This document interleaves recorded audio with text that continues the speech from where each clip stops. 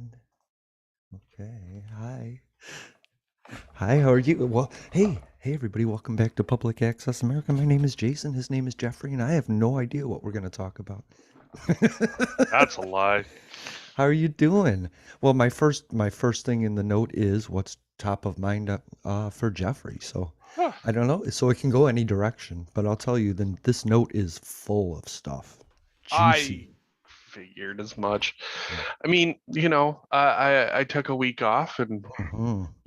decided to do something constructive while the Supreme Court did plenty of things that were Right? destructive. Uh, That the earth shook. Yeah.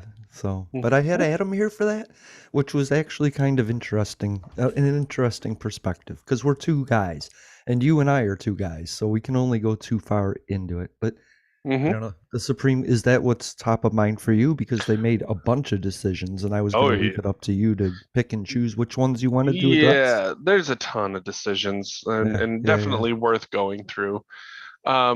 But top of mind for me really is that, Devi is currently you know, lying in bed after having PRK surgery on their eyes. Oh no. No, it like to so that way they can actually see without having to wear glasses and all that Oh, other fun okay. stuff. So more No, like no, laser no. surgery. It is. It is. It's Okay. a type of laser surgery. It's Awesome. not LASIK like everybody else. Mm-hmm. It's a little bit rougher, a little bit longer turnaround time, but hopefully after this is all said and done, Debbie will be able to see perfectly well after. Not Congratulations. Yeah. And of course, being having ADHD and just having something heavy on your face all the time, stuff we've Yeah. talked about. It's just it's real hard it's hard to constantly have to focus when you have so Yes. many things happening on your face all at once. So Mm-hmm. I I I went through 7 eye surgeries, and I had eye patches and eyelashes and swollen eyes, and the only thing that helped was Tylenol 4, because it yeah, knocked me out enough to where I wasn't opening and closing my eyes or paying attention to it. I was just sleeping. yeah, and Debbie's got gabapentin, so nerve Okay. blocker, and that just completely knocks him out. Yeah, good. That's the best thing to do is sleep through that. That's what my mom was an amputee, and she said she read so that she could sleep because sleep was the only time she wasn't in pain. Hmm. Luckily the pain, so like they were like, oh, day 3 is when it's the worst. Well, Debbie, got the unfortunate, like the first 2 days were just fucking awful. Yeah. Yesterday actually wasn't so bad. It was supposed to be the worst day, but it actually wasn't so bad. Okay. Debbie heals insanely fast from most things, so it's pretty wild as it is. So we kind of figured that, with any luck, Debbie would be like feeling miserable in the Hmm. beginning because they'd be healing super fast, and then, it would really tamp down, and that seems to be what's happened. Hell yeah. I'll run through any tunnel that has a light at the other end? At this point, looking at a lot of those lights at the end of tunnels, there's a lot of fucking freight trains that I seem to be running towards. Yeah, yeah, that is for sure, isn't it? Oh God. Shit. All right, but you're doing okay? I'm doing all right. It's, even I'm doing some heavy duty therapy stuff. I'm doing a therapy called EMDR. Oh, tell me more. So, brains are amazing computer-like things, right? Mm-hmm. They are the most powerful computer that we have, essentially. Which is why everybody is so keen on trying to develop AIs and neural networks and all that other fun stuff. The human brain processes information at a rate that, modern computing can't yet, not Right. unless you link together, hundreds or even thousands of computing processors and modules. But even then, it still doesn't quite do the way the brain does it. When you think about the amount of energy that it takes to run the brain, it doesn't take nearly as much energy as it does to run all of those computing systems. It's really wild when you think about it. Right. Now, EMDR. So EMDR, uh, let me let me get the actual name out so that way everybody will know what it is. Yeah, I love the idea of a therapy. So EMDR is called eye movement desensitization and reprocessing therapy. Mm. So essentially what happens is, this is the 101 version. Um, you dig into whatever it is you're needing to work on. Now, for me personally, one of the things that I have always struggled with is this idea that nobody wants me, and I Ah, fucking spiral. Now, when I wasn't processing anything, um, I could silence a lot of that because I just would throw it in the back of my head and I wouldn't do anything with it. Problem is that as I've started to dig in and really started to work on a lot of the stuff that I've had to deal with, there's a lot of things that keep coming up and I can't get them to stop. right. And of The course, closet back there's all full now. the closet, no, the closet is empty, and Hmm. it's, all the stuff that was, leaned up and keeping that one really heavy thing from falling out of the closet, all that little Ah, stuff is cleared out, and now that one thing wants to fall the fuck out. gotcha. And unfortunately it's just like I'm not prepared to, I haven't been, able to deal with it fully. So Mm-hmm. with EMDR, what happens is that you start digging into, the thing that you're going to work on, and you move your eyes kind of like a metronome. Or, there's different ways that they do this. There's auditory, there's visual, but essentially what you're doing is you're reprocessing these things, uh, and by using eye movements you're actually able to work on this and dig into this a lot better. Interesting. I'd like it's to know how it's that goes. it's considered the big guns essentially, without, going into things like MDMA or, Mm-hmm. psilocybin therapy. Okay. I always So wonder how, people, they're always proud of their flaws, but then they want somebody else to love them, but they don't want to work on their flaws. You know what I mean? So how do you expect somebody to love you until you can love yourself, or at least prove to them that you're on a journey to do that, you know? and that's been the tough part is that, Mm-hmm. for me, I've had a lot of shit that, essentially as I've been digging more and more into this, it's like I really had a screwed up childhood in a lot of ways. And, Right. and that's, yeah, a lot of that has been a major struggle for me. Mm-hmm. But I was able to just not deal with it for so long that I didn't have to think about it. I didn't have to expose it. I didn't have to confront it. I didn't have to do any number of things with it. Right. Because you're the problem solver, right? So you solve other people's problems, you work on other people's shit, you take care of other people, make sure they're fine, and then you'll work on yourself when everybody's fine, but nobody's ever fine. Exactly. And Exactly. and and so, yeah, I never actually worked on any of that stuff. It Right. was Why always, would you? I'll do it later. I'll do it later. I'll do it later. Well, Mm-hmm. later keeps coming and it never happens. Yeah. And so, luckily through the pandemic, there was the decision that, hey, I actually had decent insurance, and, it was time to actually start working on shit for a change. Yeah, So, I did. I felt the same way. So I'm glad you did too. and of course, much with Debbie's insistence as well. So it's definitely been a good thing to do. Okay. But it's, it's definitely been difficult, and I still struggle with trying to describe everything that's happening, with it, because, even for me it's like, there's a lot of really boring stuff that leads up to this. It's, what I would consider the administrative side of things. It's like nobody cares about the paperwork side of things. Nobody wants to hear me talk about. And then what we did was we discussed, all the different things that could happen, and then we discussed, all the ways in which, I could partake in the therapy, and then we discussed, it's nobody Right. wants to hear that part. At least, in my mind, that's like that kind of stuff. I'd be like, no, I don't really care about the administrative. It's like, Well, what's the meat and potatoes of this? kind of, but if you want to tell people how therapy can affect them, then you want to let them know that you're dipping your toe into the pool. Like you're not jumping cannonball into something unknown, but you're kind of taking steps that lead to the meat and potatoes. And that's kind of cool because you can always be like, "Oh, I'm getting a bad vibe here," or all right, I want to take the next step." So, yeah, there's a Yeah, process for it.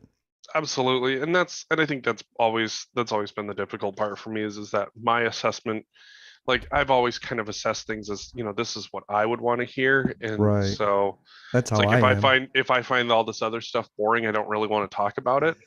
And other people happen to be very interested in that stuff. And it's like, Hmm. oh, and I guess that's one of those other things that I've always struggled with is, what level of depth people want to go into, because a lot of the times, for me growing up, it was always like, get to the point. What do you have? Let's Oh hear yeah, this. I'm a get to It the was, point kind of guy. You show me the uh, finished product and then I'll decide whether I want to build something like it, you know? right. Well, and most of my life was get to the point. So it's like, Hmm. I never got used to like going, I won't even say that.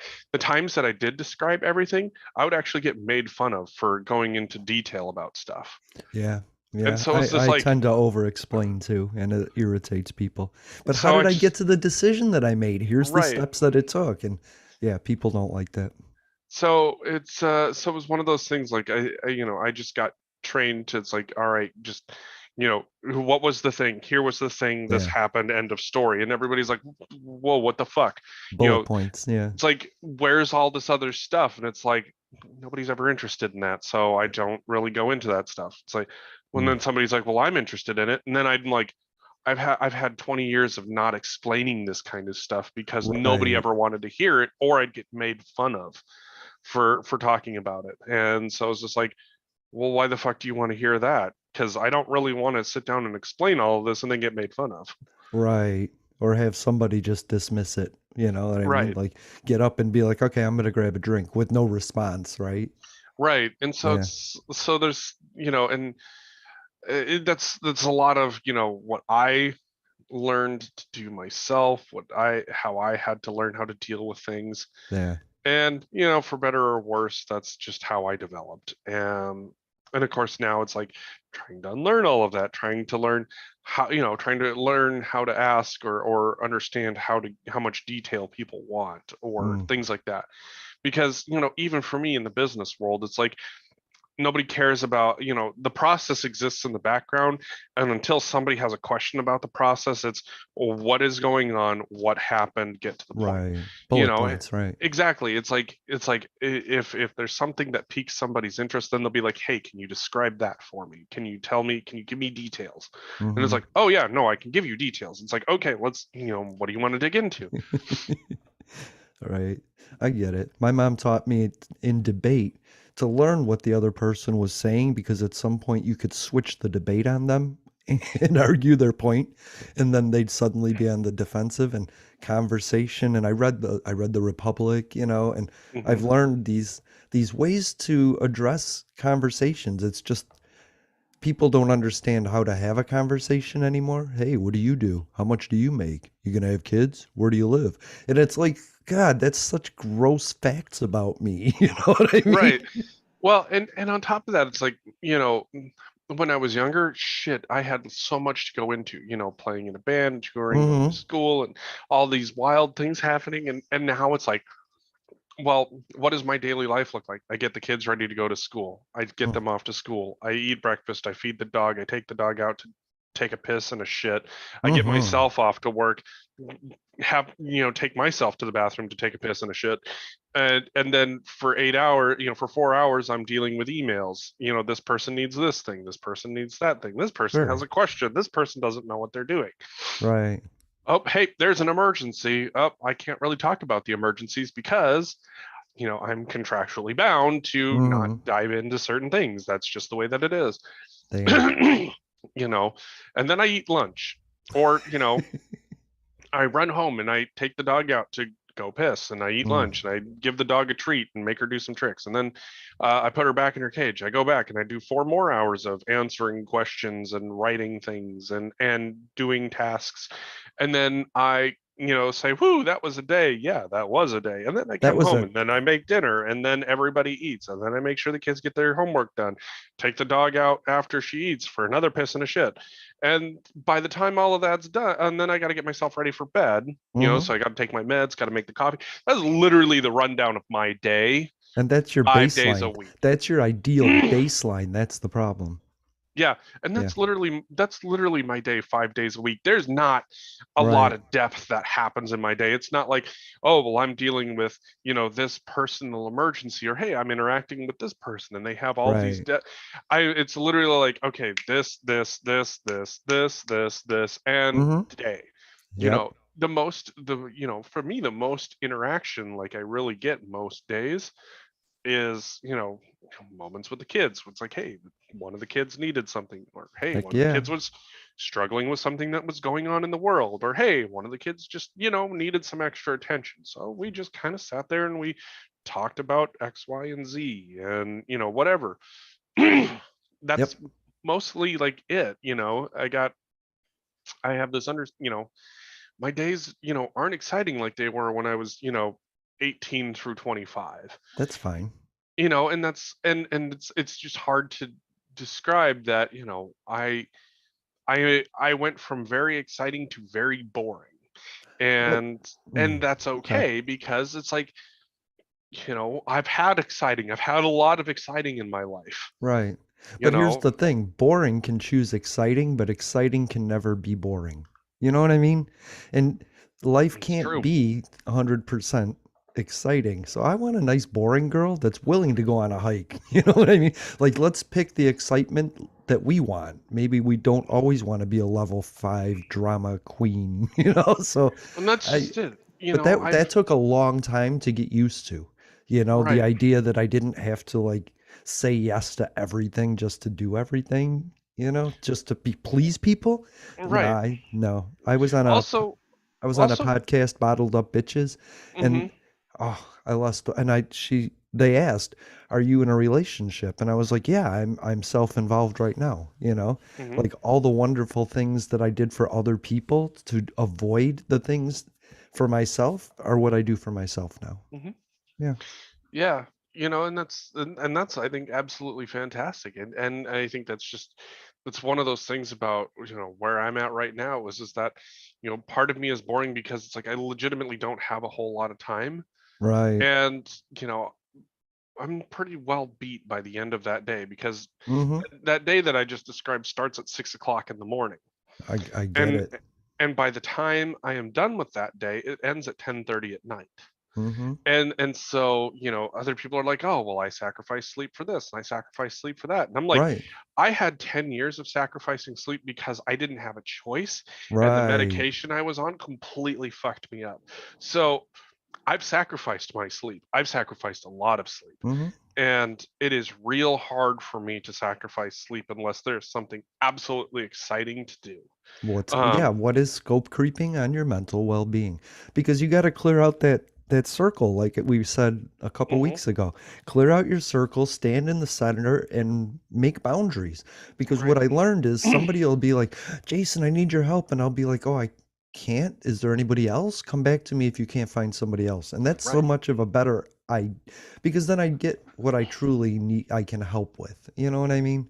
Right. And Yeah. and the other part of being boring too is that sometimes you're boring because you have to. Like, Mm-hmm. I have been focused on paying off my debts real Right. hard, and for good reason. You know, Unfortunately, like, being exciting costs money, and especially with everything being fucking expensive right now, everything Right. costs money. And so exciting might be that, hey, we're going to go out and have dinner on the pier. That sounds lovely. Or, Mm. but it's not going to be like, hey, we're going to take a trip because I can't fucking afford it. Right. you know? I like dates in the kitchen. Like let's order Instacart, let's hang out, let's have a drink or two. We'll make something in the kitchen, you watch a Right. movie and eat. And that fits into my normal budget and I like that.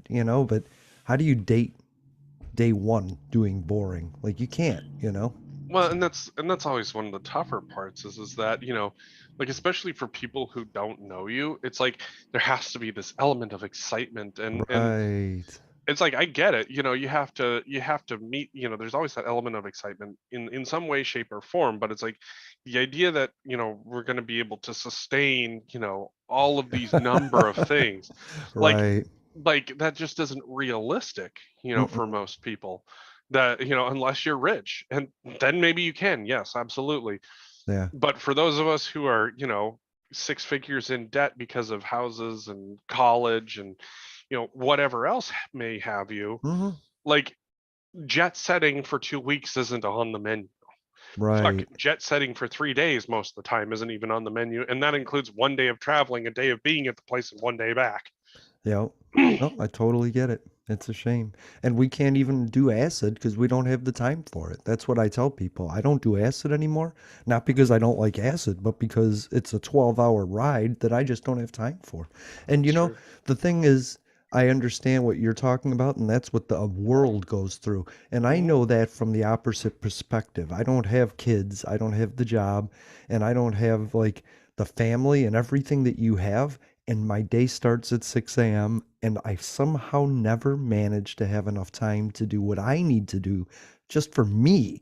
And so it always amazes me that there's people out there that can do it like you are, you know? And like the Filipinos that I was in a relationship with, they were twice as much. Like they had twice as much on their plates, you know? And Hmm. so it's amazing that people survive and they put other people first Hmm. until they have a heart attack and then they leave everybody screwed. So Right. take care of yourself, Jeffrey. And you're Yeah. hey, Jeffrey, you're always wanted here. Yeah. And that's You're this always is loved here, just so and you this know. is where, like, me as this person that is always like, not necessarily cold, but Mhm. crazy logical. Crazy logical me understands that what is happening over here is bullshit. Right. And logical me knows this. Mhm. But emotional me is like, yeah, fuck it, we're going down this rabbit hole. And it's like, I can't get it to stop unless I distract myself with something. Right. But here's the thing. Change your perspective on what that thought is and don't consider it you, but consider it a virus. And Um, and that's what I've it's like a tried. fish lens abnormal vision of a thought that you had once that grew into Hmm. this virus, and the only solution is antibiotics, and that's proactive, positive Well, in this case, normalization of it. You know what in I this mean? case, in this case, for me, it's more like a change of thought perspective, resistance strain, and that's where Right, and right. that's where the EMDR comes in. Is that Cool. you know what I have tried to do isn't working. Mm-hmm. The only thing that I can do to get it to stop, and essentially it's not even stop. It's literally just, to terminate the process is Mm-hmm. distract myself with something else. And Delete so the that's file somehow, right? not even delete the file. It's like you manage to force close it for a little bit by Oh, opening there up you another go. window. And and, but that process is still there and it's still running in the background and I can't, so I'm essentially having to use a heavy duty antivirus, Right. Yeah, mental yeah, yeah. antivirus to fucking wipe this out is what's going Right. to happen. A lot of times I think of my brain as an amusement park, and then all of a sudden I feel anger, and I'm like, oh, well, here's a roller coaster I gotta get on. Or I'm feeling sad, and I'm like, ah, how long is this ride gonna take? And so I was just telling my friend, I was like, sometimes I'm crabby, but it's not you, it's pain. And I Hmm. just am tired of pain without a solution. Like Hmm. I'm sitting here trying all these different things to make myself better. And sometimes overall it's working, but there's minor setbacks here and there when I eat Hmm. the wrong. Like, who knew corn flour would turn into fructose in your body? Everybody, obviously, except for me. So I had to deal with that and then eliminate Hmm. corn flour. But it's a process. I get tired of the pain and sometimes I'm just not chasing, you know? Right. Yeah. And that's what's tough about all of this is that, Mm-hmm. everybody moves at a different pace. Everybody understands something a little bit differently. Everybody's got Right. their own perspective on it. And I get it. Like, like for me, it's like I have learned so many tools to deal with so many different things, Right. but this one is just like it's heavy duty. And Mm-hmm. unfortunately the tools that I got, they were wrenches and screwdrivers for Right. something that needs a fucking breaker bar. Right. Yeah. Yeah. Tools only work for so long for certain things.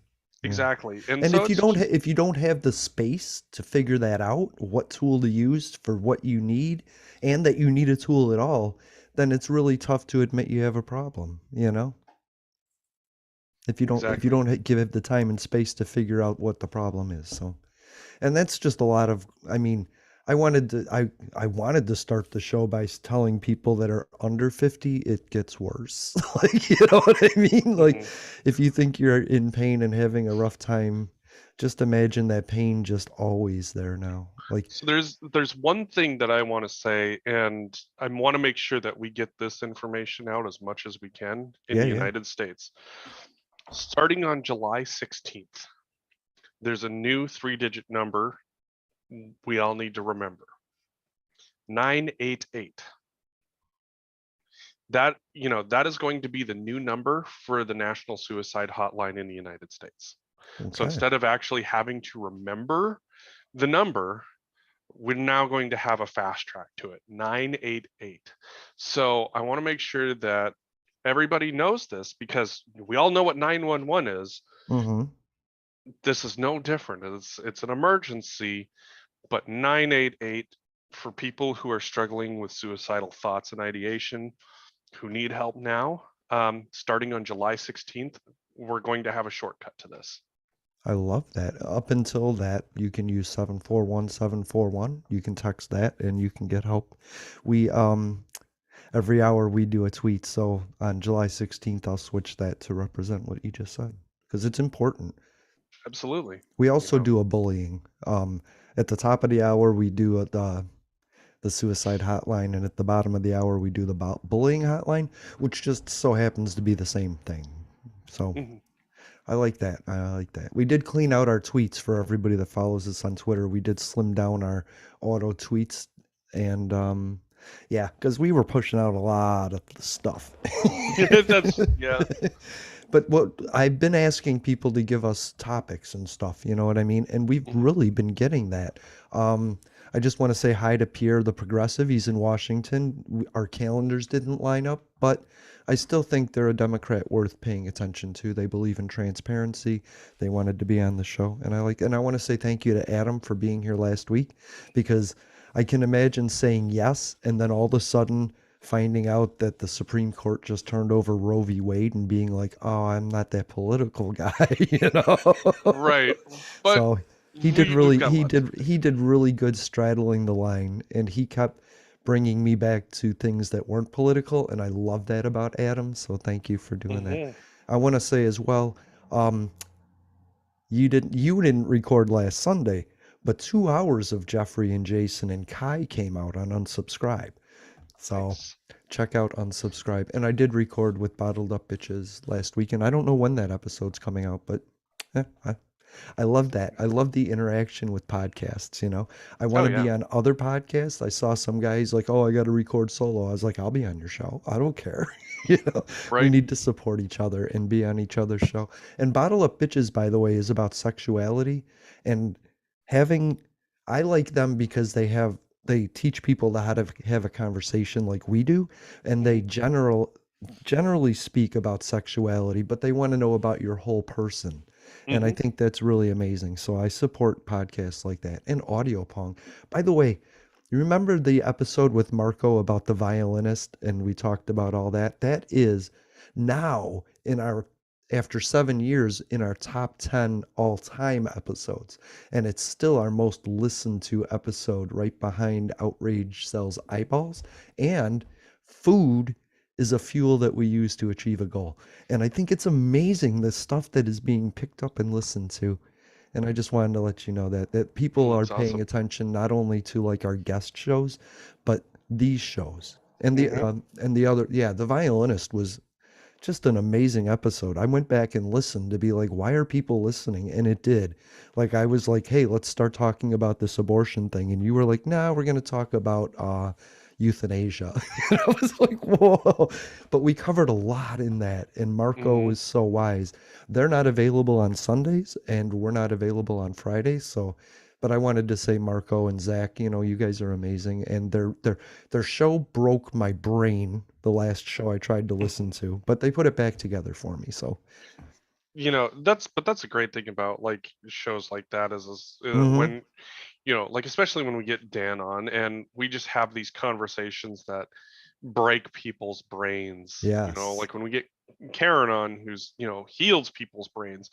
Yeah. It's these kind of shows are those kind of shows are great, and especially when we dig in on topics where it's like, what's the solution? Like, Hmm. we're undoubtedly we're going to sit here and we're going to complain about a bunch of the rulings that have just taken place, but what's the solution? Right. And that's where things are going to be real tough here And for how a does it minute. affect people directly? We have something about the egg industry coming up later, and all I wanted to know was how does that affect people? Because they don't really care other than that. And Right. so we do a Right. really good job with that. I want to just say really quickly, my top of mind was that man, it seems like the 1-6 committee is breaking through on Fox News and other right wing things. And I just wanted to get your opinion if you thought it was having an effect. I've watched every session. So um Here's what I would say. um I would say that it's having an effect on a lot of the Republicans who are, I would say, committed to classical Republican values, or what I would consider classic Republican values, like yeah, yeah, yeah. I would say George W. H.W. Reagan, that style of Even Republican. Nixon without the criminality. Even Nixon without the criminality. I would say that for the people who are not getting swallowed up in the outrage culture, Right. it is having an effect, Okay. because I would say that one of the things that I would absolutely complain about, what the 1-6 committee has not done, is and for what, take this as what you will, the problem that we faced with Trump is a problem that we could face with a Democrat, and that is somebody who does not believe in the peaceful transfer of power. Mm-hmm. That was reason number one for me as to why I did not like Trump, is I did not believe that if he lost an election, he would support a peaceful transition of power. Right. Um, And then Joe Biden, if he loses to Trump, might find Trump such the threat and the th- option there for Kamala to use it because, oh my mhm. God, we don't want Trump back in office. We've got it. Yeah, I saw that too. And it's the same thing with the filibuster segue for a minute is that, yes, if we eliminate the filibuster, Mitch McConnell is licking his chops at everything he's going to fucking delete and add. So And it's that a goes, scary thing. I don't want that. The 60 vote threshold got us through Trump. That's the only thing that saved us from a lot right. of his radical shit. And the other thing too is that, in terms of one of the Supreme Court rulings recently, where they pushed back that the EPA couldn't just make decisions and Oh. push. So one of the things, like, I have struggled with this, and I continue to struggle with this, but the problem is that I think a lot of people on the left have not thought about this at all, is that you want to push your stuff through, and I get it, I truly do. Mhm. Majority rules. The problem is that you're assuming that that majority is constantly going to hold, Right. and that it doesn't. It truly doesn't. You can make, you have, there's going to be the Trump argument. Trump lost the popular election, but he won the electoral college. It's bullshit, blah blah blah blah blah. But the thing is that the last time a Republican won a majority vote, George W. Bush in his second term, what do you think is going to happen, as we move more towards an even split in this country? You're going to have some more Democrats one time, you're going to have some more Republicans one time. And what you see with the EPA and all of these other federal agencies is that when the next president gets into power, they appoint people that undo what the previous administration does, and they could Right. do that unilaterally. And so what ends up happening with this EPA, with this Supreme Court ruling in West Virginia v. the EPA, is essentially it pushes it back to Congress saying, hey, if you want permanent change, you're the guys that have to do this. You Yeah, can't be but just dropping this off to the EPA, because look what happened. oh, I yeah. Obama put all of these different EPA protections in, that were going to hold through. Trump wins the presidency, he appoints somebody that starts pushing all of that back.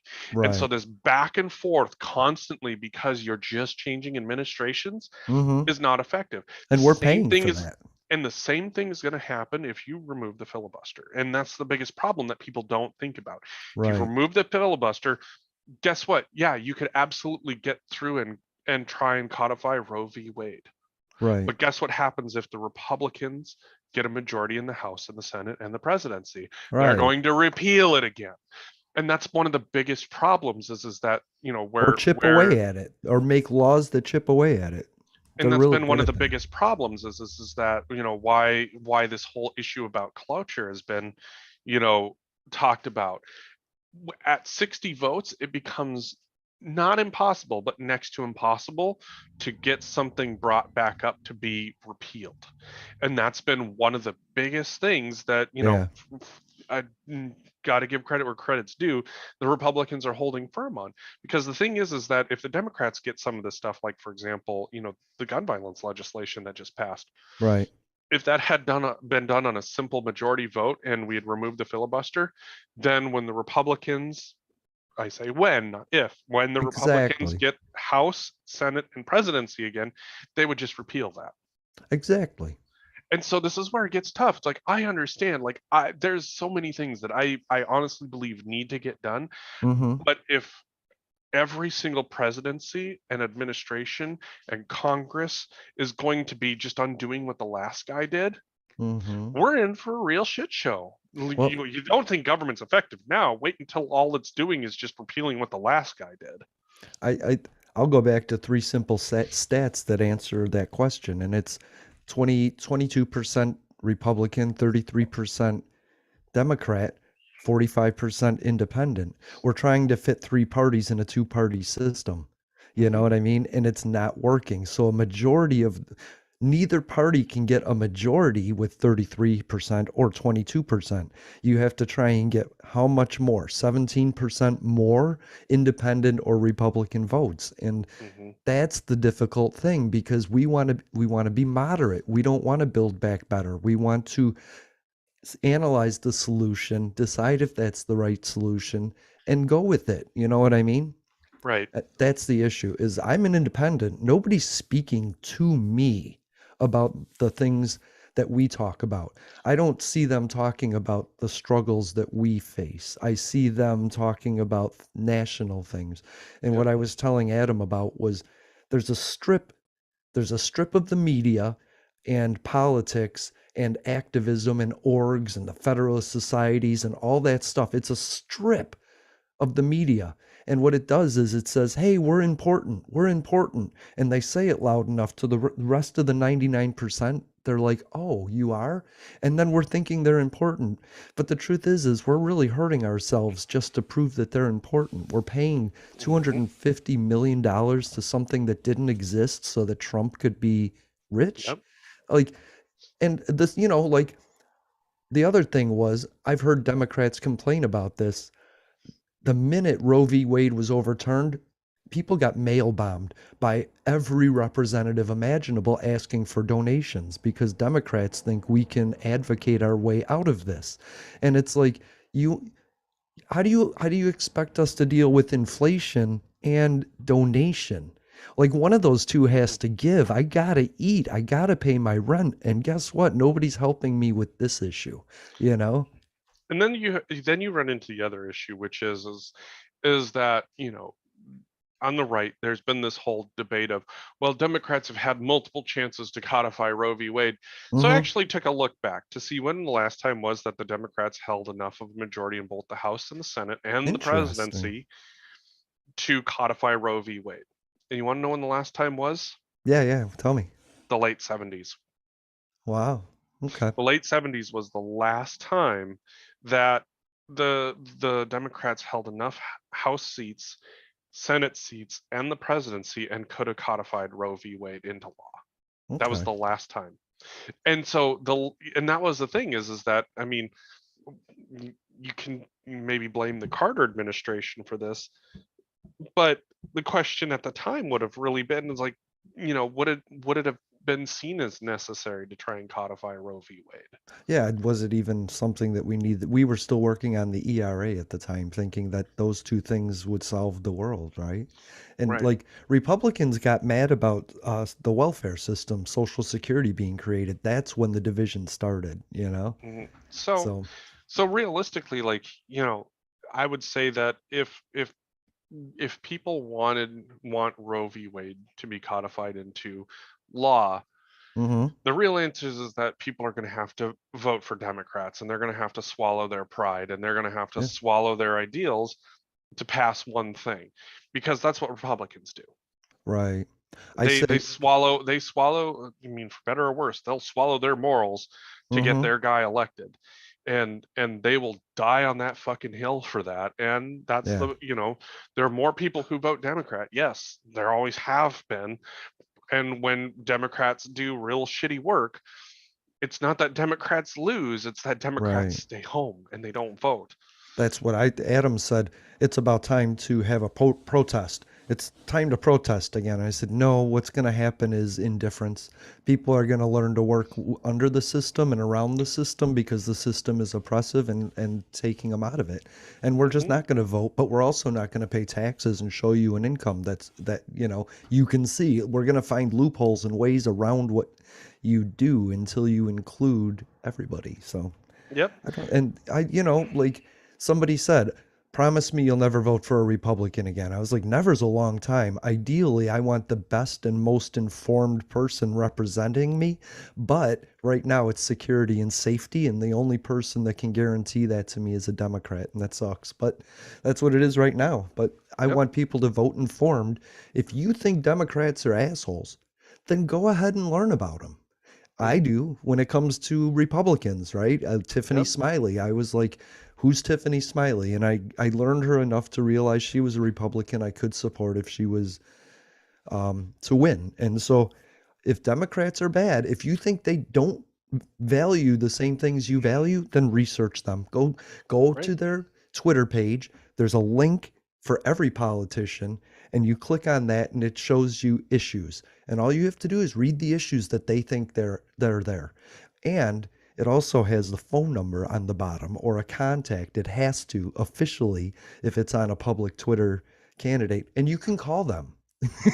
Yeah. Like I saved Marco Rubio's number right there. I can call him and ask him how he feels about any number of things. And I think we need to do that because Republicans, the right, are louder because they're calling. They're telling their representatives this is what we want. And if 100 people call a million times, that sounds like more than 100,000 people calling half the time. You know what I mean? And Right. so we just don't do that. We don't call Rick Scott and say you're an idiot. You know what I mean? But there's other people calling him going right on, and that's the issue. We support Democrats because we think they're going to help us, but we don't tell the other side that they're wrong. You know? Well, and then one of the other things you also have too is that you know what both of these parties do hmm is they have these great big rallies with their supporters to make themselves feel good, but they never have a town hall with the people who Right. don't support them to find out what they're thinking, what they're feeling, and figure out how to I would say cooperate, how to compromise, hmm because the problem is that, we've gotten to the point in our representation is that we represent the people who vote for us and tell the other ones to fuck off, realistically speaking. Kinda. We represent the people that get our attention. You'll never convince me that AOC or uh, Katie Porter. Katie Porter or any number of them really care about representing the Republican wing of their districts. And the reason I say that is because they're not going to be out there listening going, you know what, we should probably look at, what's the best compromise. They're Fuck. like, their answer is that I'm pushing my agenda, my party's, my party doesn't even push the agenda that I want, Right. so I'm going to push my thing and my thing only, and compromise be damned. And guess what? That's how we end up with this constant back and forth swing. Everybody wants Hmm. immediate, massive change, and I understand it. Right. I really do. I truly do. I would love it if we were off of fucking fossil fuels and on renewable energy. But the problem is that when you just force massive changes without trying to walk the change there, what you end up doing is like you force a distance and then you fall backwards a bunch. Right. Yeah. And it's no different when you only represent part of your constituency and tell the rest to eat dick. Mm. And I I want to say real quick, Katie Porter was a bad example because her district just combined with another district, which is Orange County, which is entirely Republican. So she has been actually trying to compromise and work on both sides. And when you're a technocrat, it doesn't matter what your party is. You know what I mhm, mean? Like AOC is obviously political. She studied politics, she studied activism, mhm, and then she became a politician, which is fine, but there's other people that are just there for the numbers. They're just right. the accountants, the lawyers, like the boring people that just want to serve and make sure Right. the numbers are right. And that's And most of them. and don't get me wrong, like I do believe that, every party needs to have that, that person that pushes things to, I do get to a too. certain point. But the problem is that that push becomes, I mean, that push really just becomes empty to one side when their voice Hmm. isn't included, Right, which is why people like AOC have such a staunch backlash to just about anything that they say. right. It's not because they aren't right on certain things. I mean, it's that even if they are right, they are just getting absolutely shit Yeah. hammered You don't because, deserve the satisfaction of being right right. when you're an For asshole, right? example, like when it comes to the Green New Deal, I don't disagree with the end goal. I truly don't. It was I an think it's outline. I think that, the countries that are seeing the least inflation, as we're Hmm. coming to find out, are the countries that have, actually diversified their energy portfolio the Yeah. most. Right. And we haven't done that, at least not as aggressively as we probably should have been. Yeah, and I don't know why. It's this point because Democrats came up with it, Republicans have to be opposed to it, but Republicans are about business and money, and green energy is this new market that we created. We Green out of energy nothing, isn't out even a of new like market. That's the but out thing. of nothing, we just said, "Hey, let's do this," right? Like we Hmm. did with the windmills on farms. Those things Hmm. generated electricity, right? And Hmm. we thought to ourselves, "Let's do that." And Holland, right? And we started taking ideas from each other on how to do it better, but we could nail that market. And But we're that's one of those fun Republicans say things. no, it's a worthless market, Well, you and the know? problem is that Republicans say no, not because they don't see the importance of the business side of it. It's because of the methodology that Democrats use. Mm, Democrats use this idea of, well, if we just take more tax money and we just give it to these businesses, and the right. Republicans go, no, because consistently what you end up having is the government takes a bunch of tax money, they give it to a bunch of businesses who then go out of business. You saw that in Yep. during the Obama administration with one of the solar companies that, the federal government invested in, and then they fucking closed their doors a year later. Or you invest in somebody like Elon Musk and he becomes a giant douche that doesn't fucking pay back the subsidies that he used because he Or doesn't you, feel he what has to. He just or builds a what you do rocket and asks for more subsidies. or what you do is you say, what is the American value? Energy diversity. Yeah, you hell can yeah. let you can let states decide what that diversity looks like. In places Hmm. like the West Coast, it's going to look like more wind, more solar, more hydro. Mm, In places like, say, Montana, Wyoming, South Dakota, places like that, they might say, you know what, solar. We don't have a lot of trees out here because we're in the fucking plains. That sounds great. Wind, eastern Montana, Wyoming, lots of fucking wind. boom. But what about places that, don't necessarily have, as much wind? You got places like Wyoming that are saying, you know what, fuck it, let's set up a nuclear plant. Let's Yeah. actually provide power. But You let's know, create it right and design it right and so that correct, it's safe and effective and use the latest thorium technologies to reduce the adverse effects. exactly. And so, and then you have to ask the question, how do we get there? Once again, there's going to be people that go, well, if we just take more tax money, as if the American people aren't, getting taxed a whole bunch as it is. Hmm. Or what you could do is you could say, you know what, for all of these big companies that want to become big energy companies, we're going to have a tax holiday for the next 10 years for you to R&D, develop, implement, build, and turn operational all of these different ideas. Yeah. Why? Because it will cost them less to invest in all of these technologies. They'll be able to use proven technologies, not try and create newer or riskier technologies, especially in the case of nuclear. But they'll be able to do this in such a way that it actually reduces their economic burden of trying to set these things up. And then guess what you get? You actually get diversification.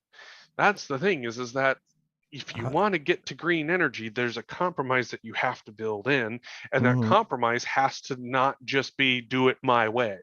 Well, how does what you just say translate to actual reality of MAGA for life? Like, Republicans, they think what you're saying, but what they say is not what you said they're thinking, and that's the issue. Like, how am I supposed to trust them? All right, here we go. All the technology has to be built, manufactured, and developed within the United States at the hands of American That's fine. workers. There you It's go. if a Republican said what you just said, I'd support them. But Right. it's like And they that's the might thing they is, might think that, but what they're coming out on a stump trail and saying is, "Hi, the election was a fraud. Put me back in mhm, power, and guess what? I'll deal with that." Not, "Hey, I have this great idea to compromise on green energy in which we come up with a system where we do a tax holiday instead of subsidies." And like nobody's saying that to people. Why aren't they saying that to people? You the know? reason, but because once again, you come back to that whole issue of donations. And constant election Outrage, cycles. outrage opens pocketbooks. We Yeah, know this. We know right. this time and again. Outrage sells, and we've talked about this constantly. Oh my God, if I say election fraud, yay, people are going to open up their wallets and throw money at me. Hmm. But then the question is what are you actually doing to address quote unquote election fraud? Right. Well, I'm in power now. I'm making sure it doesn't Okay, but happen but how? How are you doing that? Well, I'm in because power because it now. never happened. So it's real easy Exactly. to say I'm protecting you from something that Was never it happened. what was it? They figured is they're based on the number of prosecutions right now. There has been a point three, I think it's a 0.36% Hmm. election fraud potentially. It's somewhere between 360 and 400 cases over the last 10 Yeah, years. and that's every election cycle Hmm. is what it boils down to, and so it's well within the normal and acceptable and would not have changed anything.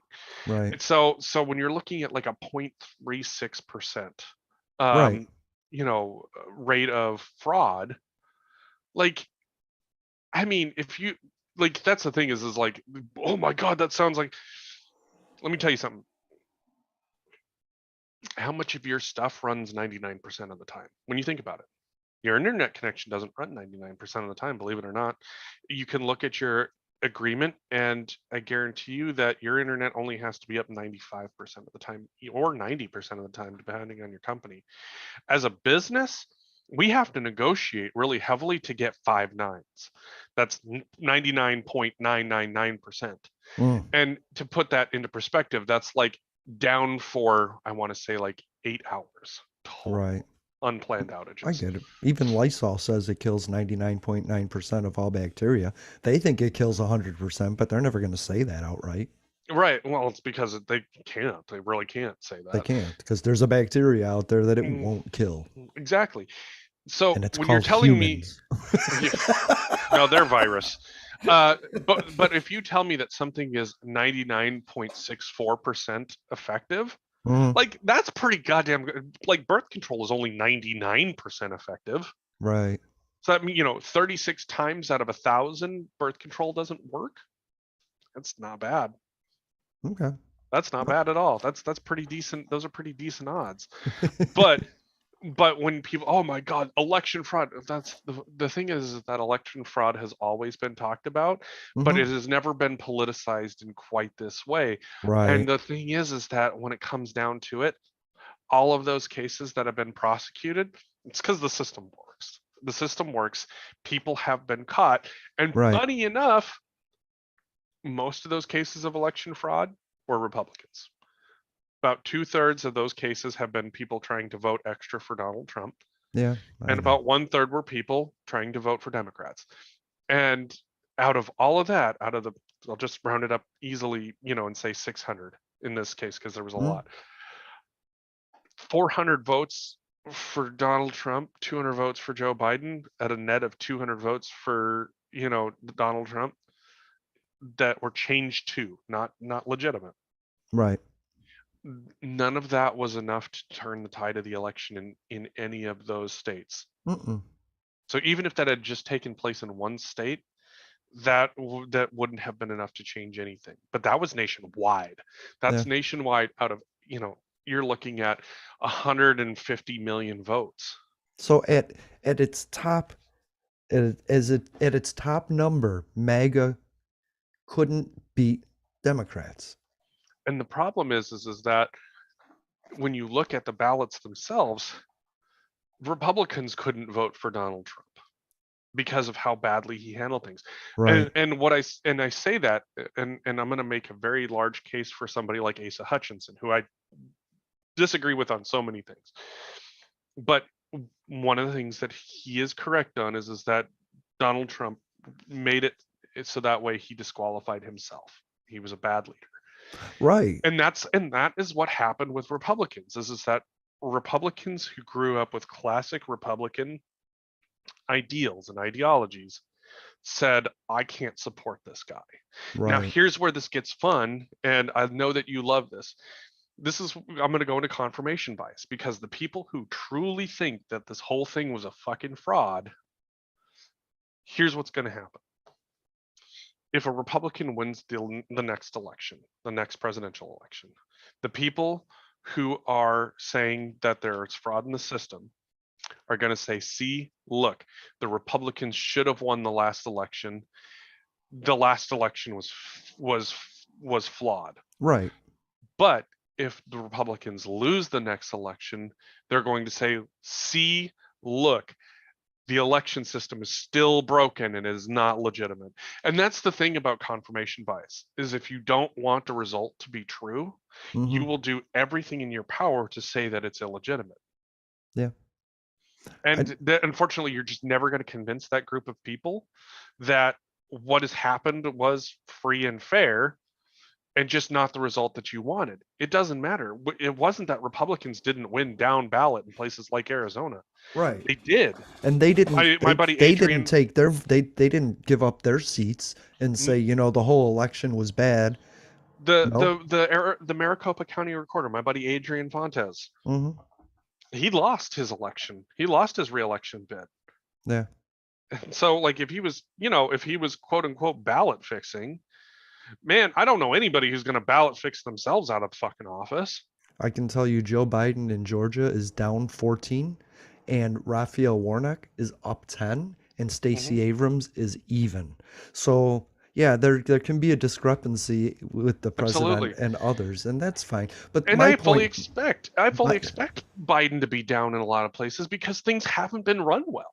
right. But my point is, MAGA might have been in the Super Bowl once, but they didn't come close to winning it.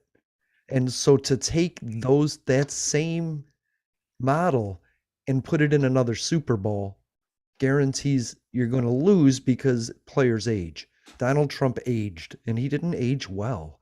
People No. aren't people I always saw it as a boiling pot of water. MAGA was a boiling pot of water and eventually it would condense to just the bottom and then it would just be a pan full of bubbles burning until it was nothing anymore.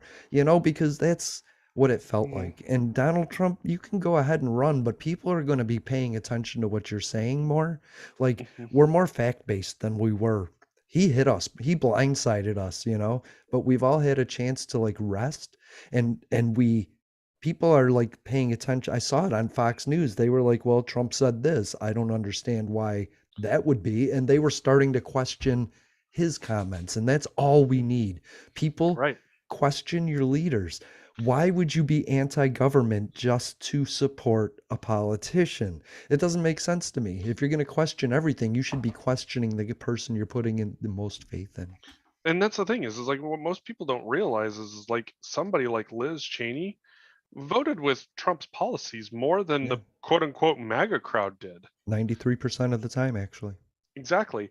So if you were to me, here's the thing, like if you were to take conservatives like Mitt Romney and Liz Cheney and run them together as a Mm-hmm. president vice president combo Yeah. in the next election, not only would they win, but it would be a fucking landslide because Yeah. as we found out, 83% of the country thinks that it's headed in the wrong direction. And that's the Republican Party and the Mm-hmm. Democratic Party. Yeah, and that's why Liz Cheney is like, I don't care. Unseat me because I'm going to run for president or senator. Like, she doesn't Right. care. She doesn't want to be a House fucking representative. She's bigger than that. She's a Cheney. And if a Yep. Cheney isn't trying to be president, then I don't know what's going on. And if she And put that girl Cassidy Hutchinson as her running mate, they would kill it. honestly, like I said, if you were to take if conservatives swallowed their pride long enough to vote Hmm. like say a Cheney Kinzinger or a Cheney Romney ticket, Yeah. like legitimately they would win hands down. Period. End of Hmm. story. And the Democrats would have absolutely no chance of winning that election with the Right. way things are going right now. And but if they throw Donald Trump or a Rick DeSantis Rick DeSantis, Ron, Ron DeSantis, whatever, Rick, Ron, Florida man. Johnson, DeSantis, fuck them all. Florida man is what I Florida call him. man, if you throw Florida man into the election, Florida man's not going to win the election. No. It's going to solidify the Democratic side more than it Right. will actually hurt. But because of how poorly things have been done by the Democrats and Joe Biden, Hmm. if you took a centrist Republican like Cheney Romney, which I Sure. don't even know if you can call them centrist because they vote with Trump more often than not, Right. they would honestly mop the floor with the Democratic Party. It wouldn't be close. So I'm going to wrap up on two things because we're towards the end.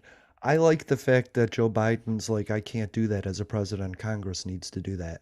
He's ineffective because he's trying to retool the system and give it the power back to the Congress. Mhm. Unfortunately, Republicans are like, we don't want that power. We want it in a king.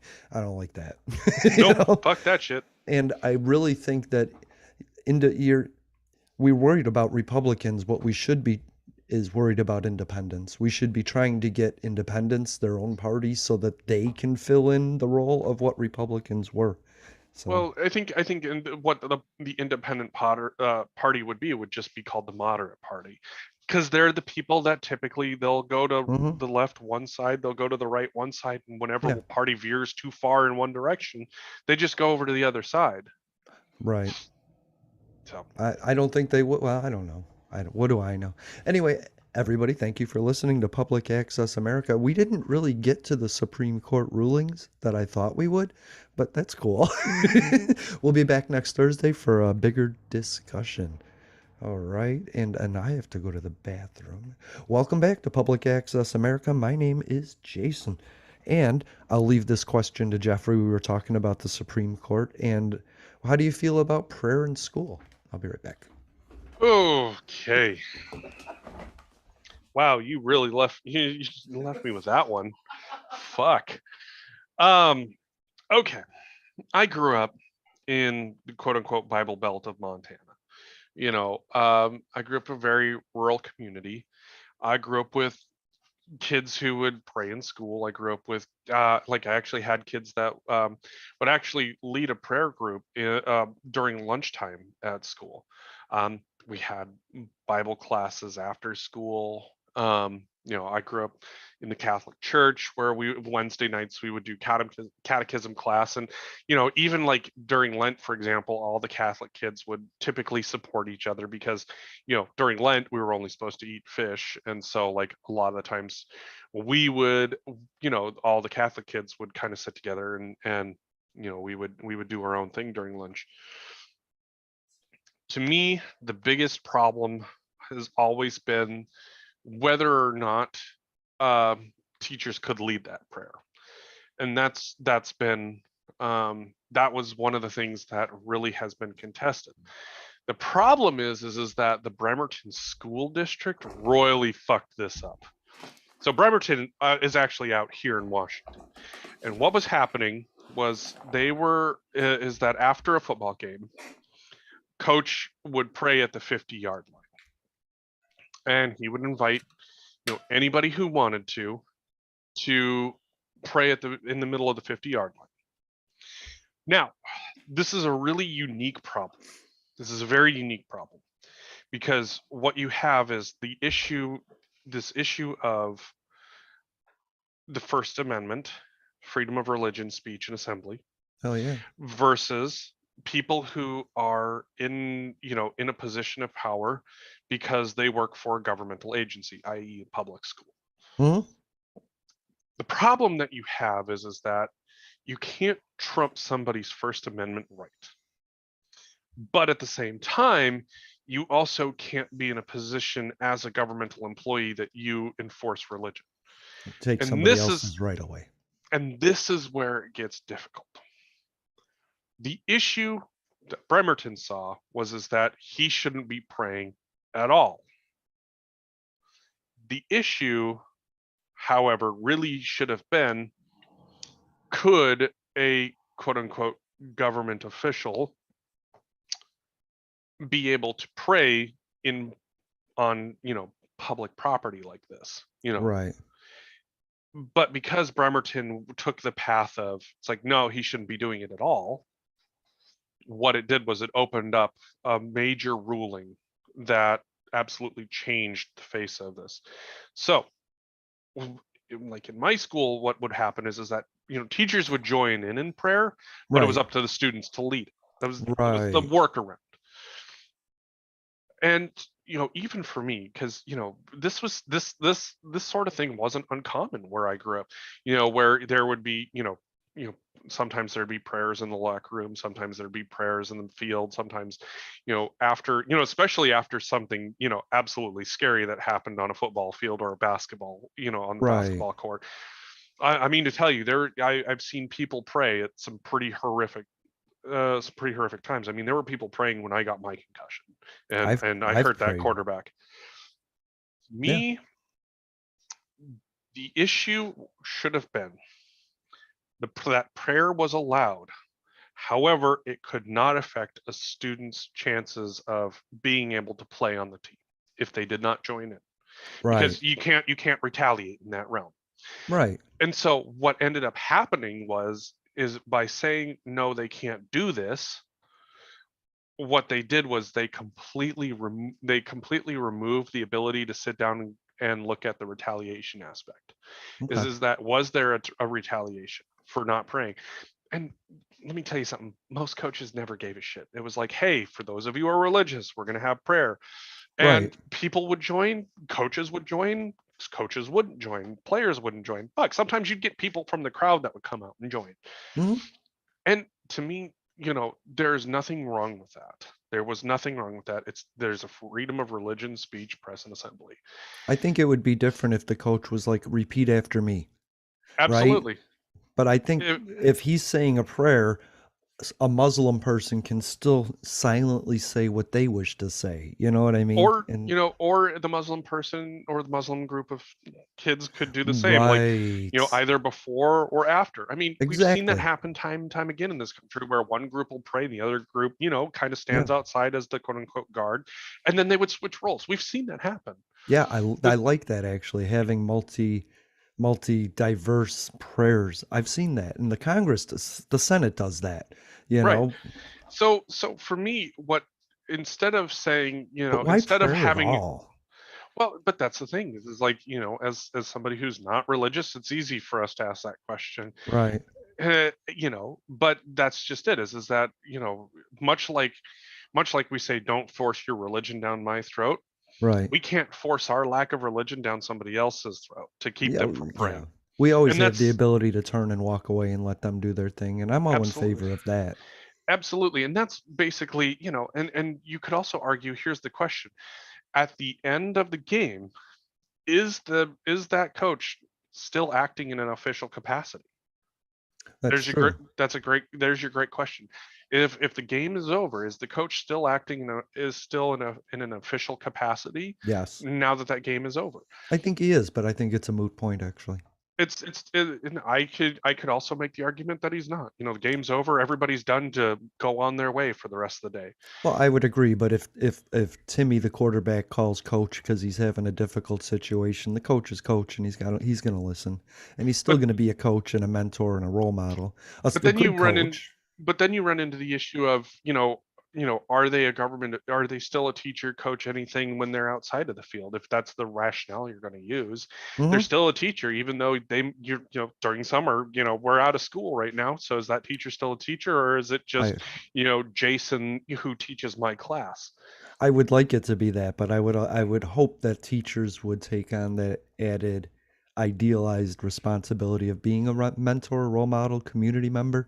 You know what I mean? I would like it if kids ran up and went, "That's my teacher." You know what I mean? I and think and that would be that's cool. where and that's where this also gets very difficult, because even in religious communities, But if you ain't getting paid, then no. teacher exactly, which a lot of teachers don't get paid during the summer. So Right.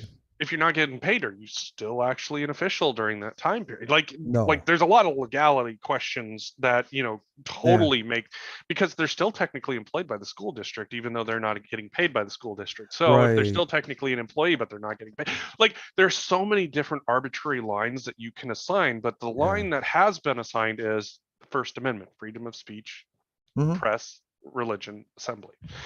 So, I'm good with that. so the thing is that if the Bremerton School District had been able to prove that kids were not getting starting opportunities because they didn't join in prayer, Right. hands down, this would have gone an entirely different way. You can't force your religion onto somebody else, with reward or punishment. Right. But by saying no, he couldn't pray at all, they turned it into a First Amendment case. And Right. unfortunately, it was a very clear First Amendment case. Like, this is the problem where people tend to go for they're like, aha, yes, we're just going to broadly swipe this way. Uh-huh. What most people don't realize is that the Supreme Court tries to use very narrow rulings. It's like, change two words, change Hmm. two words. Like, and the case becomes entirely different. Okay. So in this case, Bremerton School District royally fucked up and opened up a gate that never should have happened, Right. because most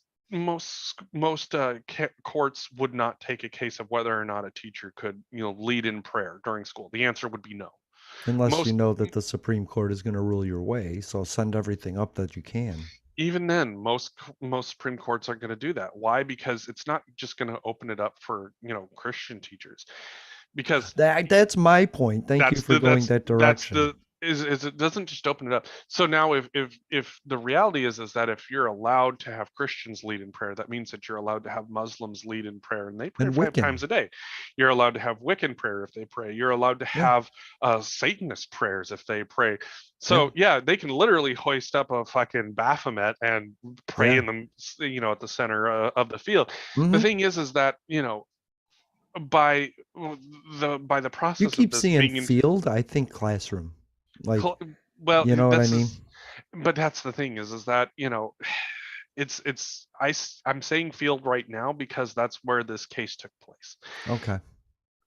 The But they classroom didn't is in discriminate. They didn't discriminate, did they, Nope, between field and school anywhere, right? they did not. And that's the thing is that the problem here is you're going to end up seeing a narrow case. You're going to end up seeing a ruling somewhere Mm, where a teacher does invite kids to pray either before class or after class in right. the school. Somebody's going to file suit against it, and then you're going to end up with a very narrow ruling in that realm. Right. Like I said, Bremerton School District royally fucked up, Okay. because most places would either do this, like, for example, if there was prayer in school, like there was in mine, it would take place during lunch hour when nobody was in class, and it was entirely voluntary whether or not you wanted to go to this one specific room to do this. I didn't.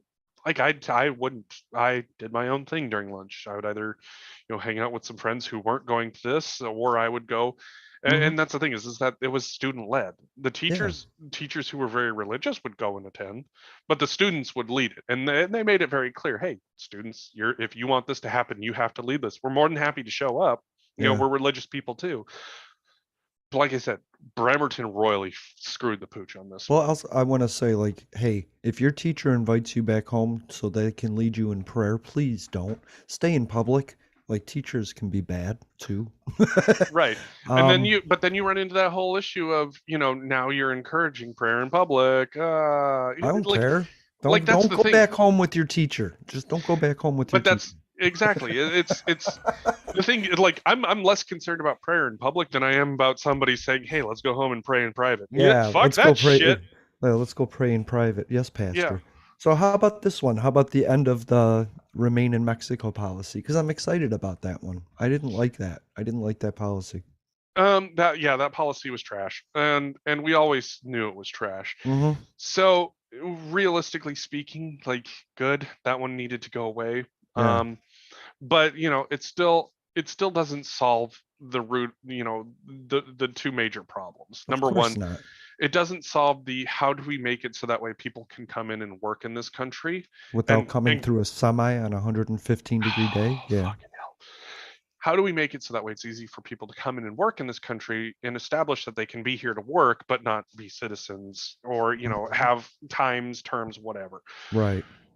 But it also doesn't solve the root problem of why are people trying to come to the country to begin with. Right. And I so agree. so I mean the policy was dumb, it was not helpful, but because it doesn't fix anything, and that's It the biggest doesn't. issue. Right. It didn't fix any of the problems. It honestly just made it worse. Well, it took the stopper out of the bathtub is the way I looked at it. Like people can start being processed now. And there's going to be an overwhelming amount of people that are going to be processed, but we can start Right. processing. And that's all I ever asked because Donald Trump like stripped that process away. It's He kind of gutted like it, you know? well, it's kind of like now we're seeing this rise, we're seeing a huge rise in illegal crossings. Yeah. Yeah, because people used to cross legally. Once again, when you ban things, You're right. it doesn't fix the fucking problem. My It tub's not doesn't. draining because you put a stopper in it, dumbass. Yeah. Yeah, no, I So get that. instead of the water going through the little hole, now it's flowing over the whole fucking tub. Right. And And these are that's the thing. the same people that were picking cabbage and processing chicken and steak. They were in our fast food industry, our frontline workers, stocking I shelves, mean, building houses. Like they were doing everything that we didn't want to do, you know? let's And they let's were building a life doing that, you know? let's think about it this way. Let's just go with a DUI checkpoint, for example. Let's think about it like a DUI checkpoint. It's like, what's the legal limit? 0.08, right? Nationwide, doesn't matter where you are in the country, the legal limit is 0.08. If you're above 0.08, you're getting a DUI. If you're below 0.08, you're getting side-eyed, but you're allowed to go. Now, basically what this policy did was say, all right, we're going to we're going to take the legal limit and uh we're going to increase it to let's say 0.1. There were a lot of people driving drunk and getting into car accidents, Right. and they're like, oh my god, look at all of these car accidents. Well, yeah, it's because you changed the definition of what was allowed to be considered drunk driving. Right. Same would be said if you took it and you went to 0.04. You would be catching a lot of people, but that doesn't necessarily mean they are drunk Right. to the point of Exactly. impairment. That's the problem is that you had people that maybe were normally crossing that needed to get to you know to go do the work that they've been doing time and again. It's Yeah. hard to say. Sure, I don't doubt that there was probably a few people that were drug runners or whatever may Of have course you. there is There sex always is. traffickers, but we can't fucking address that if we're stopping everybody. And that's the thing about policies is that if you create a very coherent green card policy that says, Yeah. hey, I'm going to be working for X, Y, and Z farms or Unless X, I'm Y, and Z committed. meat packing plant.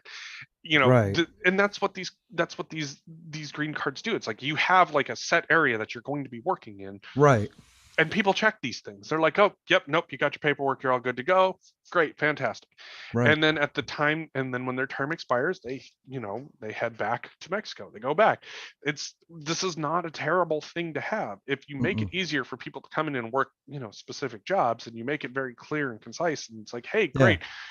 Instead of having produce rotting in the field, we have hands picking it. Instead of having weeds growing in the field, we have hands picking it. Instead of having a bunch of meat packing plants that can't get the meat that they need to packed, we got a bunch of Right. hands packing it. That's just it. Like, there's nothing wrong with setting limits on how people come in and work in the country. The problem is that when you say no, not only are you not getting the things done that you've typically always got done, but Right. now you're going to be like, Raising oh food my prices. god, there is an increase of crime. It's kind of like when the Democrats, like, set a bunch of gun laws, and then they're like, oh my god, there's a, like, Right. you know for example. Donald Trump made it illegal to cross the line to seek asylum. As before, if you walked across the line and said, I'm seeking asylum, then you were accepted. So, yes, by changing the definition of what a line was and what the penalty was for that, What you yes, could do to cross that line every legally. asylum seeker was a criminal and therefore denied. And that's the issue, because Yep. what you're saying is my food prices went up. And I tweeted my grocery store. I'm going to not be grocery store specific, but I was like, if we have 96,000 acres of 9 million acres of farmland and 86,000 farms in Florida, why the hell are my grapes $9 a bunch, And they told me we don't have the labor to pick it. You know what I mean? Hmm. And that's a big problem. And that's a problem all around the country, including Florida. So I'm glad this is happening. Somebody tweeted, why do you think immigrants would want to come in and drive a truck? It's like, I don't know. I would rather do any Why job that I why do can you think do. immigrants want to come in and drive a truck? Yeah. I mean, pretty easy to say why they'd want to do that. Because at least here in the United States, it's a lot easier for someone to come in and drive a truck and not get fucking carjacked by the cartel than it is in Mexico to Yeah. go and drive a Right. truck. Like Because free there's training is free training, and people don't understand that if you have a chance to build a life, if you get a job as a tow truck driver, a lot of immigrants will go on to have a tow truck company. You know what I also mean? It's also if you training. also if you're going to complain about how fuck the supply line is, yeah, Yeah. if you have, the biggest problem we have right now, it's not that we're not getting stuff coming into the country. Right. It's that we don't have the truck drivers to fucking drive it. We don't have the pilots to fly it, Look, you literally have Arizona's Department of Corrections doing CDL training for people in jail that Yes. qualify in order to get more people driving trucks to fix the fucking Hallelujah. supply. I love that. That was one of our ideas. I love that So idea. so if you have something like this that is going to bring people in to further fix the fucking supply line, why is it a problem if they're a citizen or not? The Right. difference is, they're spending their money here, no different than a citizen is. They're paying taxes here, no different than a citizen is. The only difference is it's that they don't get the benefits that a citizen does, and they don't get to vote like a citizen does until Right. they naturalize and become a citizen. When they're here, they're buying all of the products that are here. And a Yeah, lot of not having that flow of people is what's putting businesses out, because the right. smaller businesses aren't being, they're not, people aren't going there, which means their stock rots Hmm. instead of having a Yep. flow. So immigrants have never been the problem. The problem is just how we treat them. N- You know, and that's the thing is that yes, there is. I mean, there is a problem when you have people who are undocumented coming into the country for nefarious reasons, like to run drugs like fentanyl. Yes, Hmm. absolutely. I would love it if absolutely love it if there was, policies in place. It's like, oh hey, green card cool, green card cool, green card cool, green card cool. Enough fentanyl to kill 25 million people. jail. Right. But how is this guard going to defend against fentanyl when the law is everybody?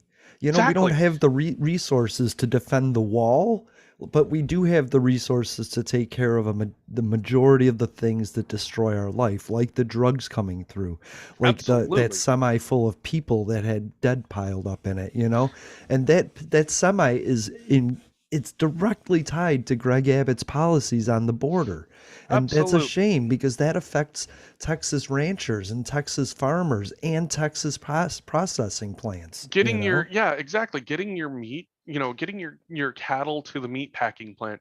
You need people that are going to round up those cattle. You Right. need people who are going to drive them to the plant. You need people who are going to work those feedlots to get them up the Mm-hmm. way. You need people who are going to take them and butcher them. You need people who are going to clean and pack. Yep. And guess what? Most Americans don't want to do that. No, they don't.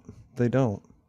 So, you know, But and even if having they did, there would be plenty of jobs to go around. If Americans right, decided to start picking cabbage, there's plenty of jobs around to go and do that, you exactly, know? exactly.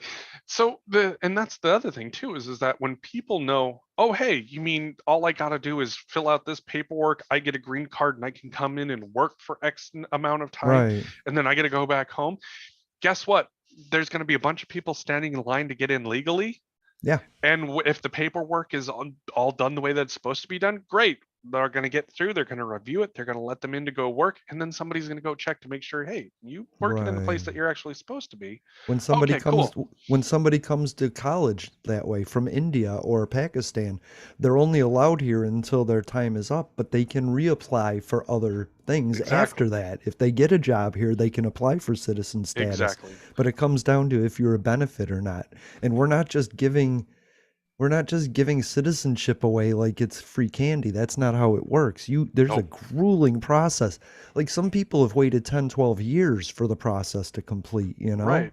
And that's the difficult part is like, you know, I don't know how to tell people that most Americans wouldn't be able to pass a citizenship test in this country. I know, right? Like in my class, I was the only one that ever passed it. Like I Right. took the citizenship test twice as part of our government class. I barely passed it the first time, and then I aced it the second time. But I'm also, Yeah. also got other things going on. But I was the only one, class of 7, mind you, that actually passed the test. The only That- one. So That's cool. 1 in 7 in my class as an 18-year-old could pass that test. And I Yeah. would be curious to see, I would be curious to have an actual study done to see of your average Americans who could actually pass a US citizenship test. Because the thing is that the process works. Yeah. But there has to be more than one process. There's the process of, hey, I love America and I want to be here permanently. There's also the Right. process of, hey, I love the fact that you have jobs that are available. Oh, you mean I can't stay just because I want to work? Right. Oh, okay. Well, what if I just work here and then go back to, where I'm from? Mm-hmm. Oh, we can do that? Okay, cool. How about that? And then there's the I'm sneaking in to do illegal things. Yeah, guess what? I want Right. I want those people busted. Like Yeah. I want sex traffickers busted. Me I want too. I want people who have, who are running things that are going to kill people like fentanyl. I want Right. them busted. But if you're telling, the thing is that some of the things that we have done have had a massive impact on how certain industries work. For example, states that legalized marijuana overwhelmingly have seen opioid addictions decrease.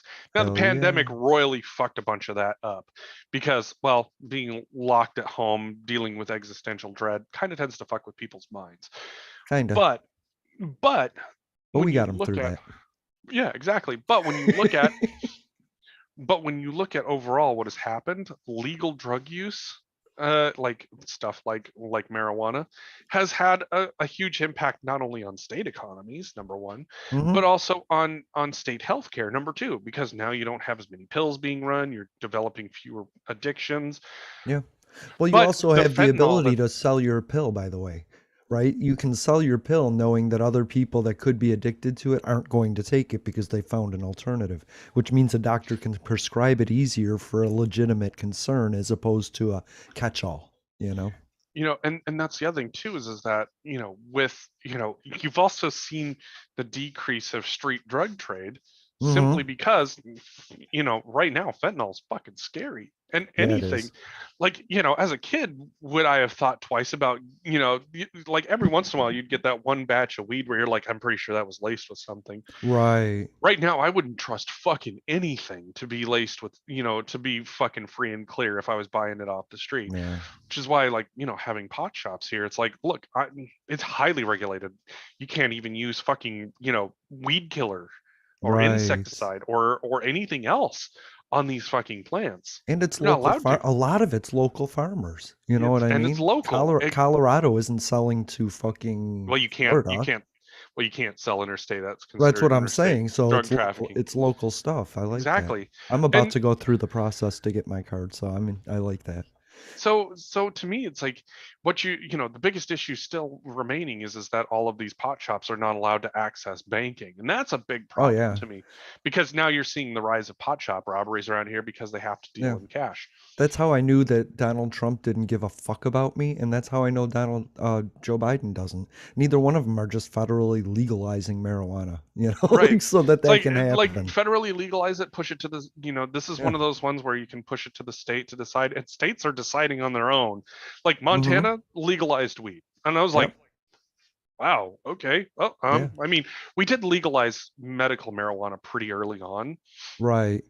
So it doesn't surprise me that eventually Montana would, being Montana, would be like, yeah, fuck it, let's just Yeah. legalize it. But Florida's Montana's into always been we're medical now. We're not full on. right. So, to me, it just doesn't surprise me. It takes time for some Mm-hmm. states to be like, but I also can sit down and say, look at how prohibition has worked. In fact, I would also argue, speaking of Supreme Court and all that other fun stuff, the 18th and the 21st Amendments would like to have a fucking word about trying to get something as an amendment and then the ability to not repeal that amendment. Yeah.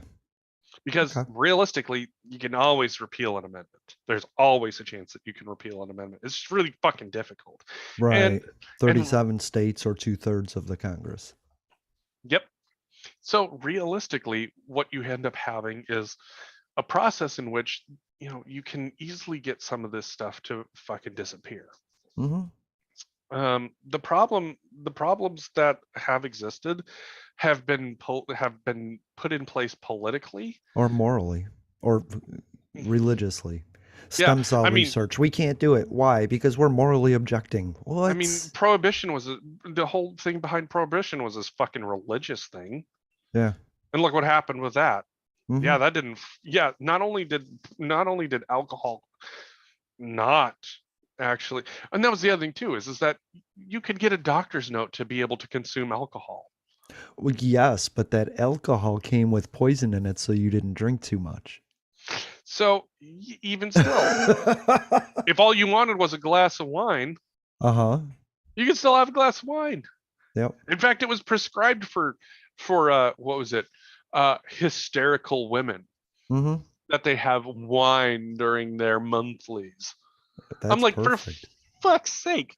But once again, it goes to that whole point of, you can make something illegal all you want, but there are people out there that have the money to find the legal way to do it. If somebody is shedding a part of their body and bleeding, they have the right to do anything that minimizes that. To me, Mhm. yeah, if you're hysterical, there's a reason. And it's because your body is shedding itself and you might want to have a drink. That's fine. I would. Right? Could you imagine if the inside of our nuts shedded and we had to Right? bleed that shit out once a month? Yeah, I'd want to Yeah, drink too. I would want to be drunk. Oh God, That's so funny. that just hurts All thinking right. about that. So here's my question. Well, here's what I want to talk about. Let's see. Let's get this. Um, so male chicks. Do you know what chick culling is? Yes, I do. That's good. That makes this so much easier. 600 billion male chicks a year in on the globe are just killed. Hmm. And that's part of the process. And I wanted to talk to you about it because you're a farm guy. You know what I Hmm. mean? And Yep. so there's three processes of killing the male birds, and it's separating the spine, Yep. the neck from the spine. And, oh man, that's tough. And then there is gassing them. But then there's the Hmm. third one, which is 95% of egg suppliers do in America, and they just throw them in a grinder. You Yep. know what I mean? And just kill them. But there's new technologies that you don't have to do that anymore. You can detect in 9 days an egg if it's a male or not, and you can stop that there, and you don't have to kill them, which I think is amazing. But I wanted to talk to you about this because it's disgusting. But so what I wanted to know is, how does this affect me? And I couldn't find out what they do with the ground up chicken byproduct. You know what I mean? The internet circled me around and round. Do you know, just as a segue, what they do with that? I have an idea Yeah. um Okay. what they do with it, and it's kind of fucked up, but also not surprising. Chickens are actually very cannibalistic. They will eat their own, Okay. So it um, goes into chicken feed, essentially. livestock feed. Hmm. Okay. That's what Yeah, I was hoping. I was hoping it didn't go into like my dog's food, and like it chicken meal isn't what we're talking about. That's something no, different. that's different. Right. There's a lot that can be done with it. Some of it does go into feed of various sorts, but whether it's cat Right. food or dog food or I mean, even for, like, for example, cats need meat in order to survive. Right. They need that protein. So the idea that a bunch of male chicks being called to go into cat food doesn't bother me one bit. Why? Because cats need meat, and if you don't feed your cat meat, they're going to fucking die horrifically. Agreed. So And they moving on use from that. it in England. They use it in wildlife preserves and owl rescues and stuff like that.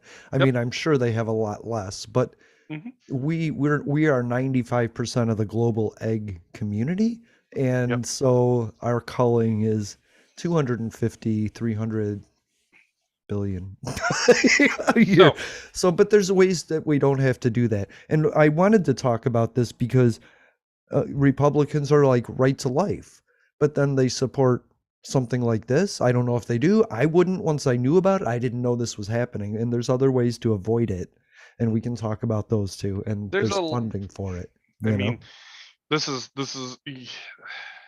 I'm gonna put this out there right now. Hmm. That's why I'm When you asking you talk about about it. right to life, most people don't consider life the same for animals as they do for people. Oh, I know that. For example, most people have no problem, most Republicans will have no problem taking their dog and putting their dog down when their dog is sick. But taking your human and putting your human down, absolutely not, because suicide, murder, Right. all this other bullshit. But even Jewish people believe that a death of an animal needs to be, um, Native American yeah, tribes all do as well. dignity and I mean, death, even for absolutely, animals. Yeah. absolutely, and That's what kosher is, by the way, dignity and absolutely, death. Yeah. absolutely. So for me, the fact, dignity and death is a huge thing, number one, but number two, like, you also have to look at realities when it comes to production. Like, the reality of putting down a bunch of male chicks, quote unquote, in a better way is just a process that has not been done on a mass scale. Now, Right. how could They're we they're fix it? just a byproduct. They're something that nobody uses. Exactly. They don't grow fat enough fast enough to be Nope. meat, Nope. and yeah, they don't reproduce. They don't lay eggs, so they're Nope. just like and I think that's so amazing. I mean, not to put them together, but like the Supreme Court says women, you're bad, and that but we're over here like, hey, chickens, men are bad. And I just found the correlation fascinating, Oh, you know. it's weird and funny, but at the same time, it's like, "Eeh." Yeah. Like, What are you coming back as? Because it could be a male chick, you know? I mean, be like, all right, I'm being reincarnated, and Right. well, so much for that. Um, Now here's the thing about, like, the male chicks. Yes, there are multiple uses for male chicks after they're, disposed of, quote Yeah, unquote. that's what I couldn't find out though. Is There, like I said, there, some, like, for example, they'll, the definition of humane is so fucking weird and wild. For yeah. example, you know, do we have any question whether or not a chick gets predated by, let's say, an owl or a hawk or anything like that when they're out on the farm? No, we get pissed because, like, they're predating our fucking chickens. But we also go, oh, well, that's just, the cycle of That's nature. the cycle of life, right? So why is there a problem then if those male chicks are then taken to, let's say, a bird sanctuary for, predatory birds, Hmm. uh, to have the same thing done to help them rehabilitate? But now instead of just, existing on a farmland, they're just shipped off to get, eaten by hawks and eagles and what have you. Yeah, anything, right? Because that's still a natural cycle. It's just that unfortunately we're having to facilitate that. Can you imagine a world where just in 1 year we released 600 billion male chicks? Oh God, that would be so fucking loud. Just the methane from the gas would be incredible. I see. I Here's the thing. Go with the technology like you've been doing it. I don't It doesn't affect me like No. directly. I'm not eating it. By the way, it's not in chicken nuggets. There's a part of the leg that people don't use in the trimmings and stuff. There's parts of the chicken that don't get used in the, Mhm. processing and cleaning of it, and that's what a chicken nugget is. It's not the breast, but it's kind of the gross parts that other people don't eat. It's the Mhm. hot dog of the chicken market. Now here's where things get even more fun. Now, Yeah. here here is issue number one. I'm going to go with, how could we potentially fix this issue, Jason? Do we tell people to stop grinding chickens? Do we simply No, start donating them to different predation centers in order to be killed? I have a great answer for that. You want to W- know? Let's hear it. What's your answer? So what they do is let's see, they inject enzyme into the egg, which takes literally less than a second to do, and in 9 days it turns blue if it's a boy, and it stays white if it's a female. And in that, you just don't fertilize those eggs, and then you can use those eggs for other things. That's nice and wonderful, Jason, but I think that honestly that's a lot of work for no payout. Well, I think there is a payout if you can put humane on there and have it mean something. I And got a better idea. France and Germany, by the way, they've outlawed this machination thing, this I've culling. I've got a better idea. Oh, what's that? Why don't you genetically engineer your chickens to only lay female Yeah, eggs? that's fuck. I And then wish you I could never get have to the to, note. and then you actually don't have to worry about culling male chickens if you're so concerned about it. This But note is here's so big. I'm but sorry, here's the but yes, question that's is that, another thing. I love that. I'm very much a proponent of letting science solve scientific problems. Yeah, Like yeah, for yeah. example, the whole methane issue with cows. So if you can take all of these cows and feed them seaweed, and their Uh-huh. methane production reduces by anywhere from, depending on the study, it's been 67 to 95%. Mm-hmm. That sounds like a pretty fucking great method to me. That sounds like a very great and scientific. Right. Now the question is if seaweed production can't keep up, could we genetically engineer a bacteria that would be able to control that methane production? I Because that's like that. really that's really what it is that when it comes down to cows eating, what is happening is that the bacteria is having to digest, the gut bacteria is Right. digesting those things, And then and the expel them. byproduct is methane. So if these bacteria can further digest this stuff without releasing the same amount of methane, the question is there a way that we can take a bacteria that is natural to a cow's stomach, figure out why it's producing methane, and genetically engineer it so that way it reduces its methane production? Could you potentially do that? And then all you've got to do is, say, give your cow a quote unquote shot or a quote unquote pill that introduces the same bacteria in, that when all these bacteria reproduce and are constantly reproducing, they're now taking this and they're taking this bacteria and they're reducing their methane production. To me, there are ways that this could be absolutely done. Or can you genetically engineer the cow? I mean, there are so many questions, and this is why I firmly believe in allowing science to do the scientific work.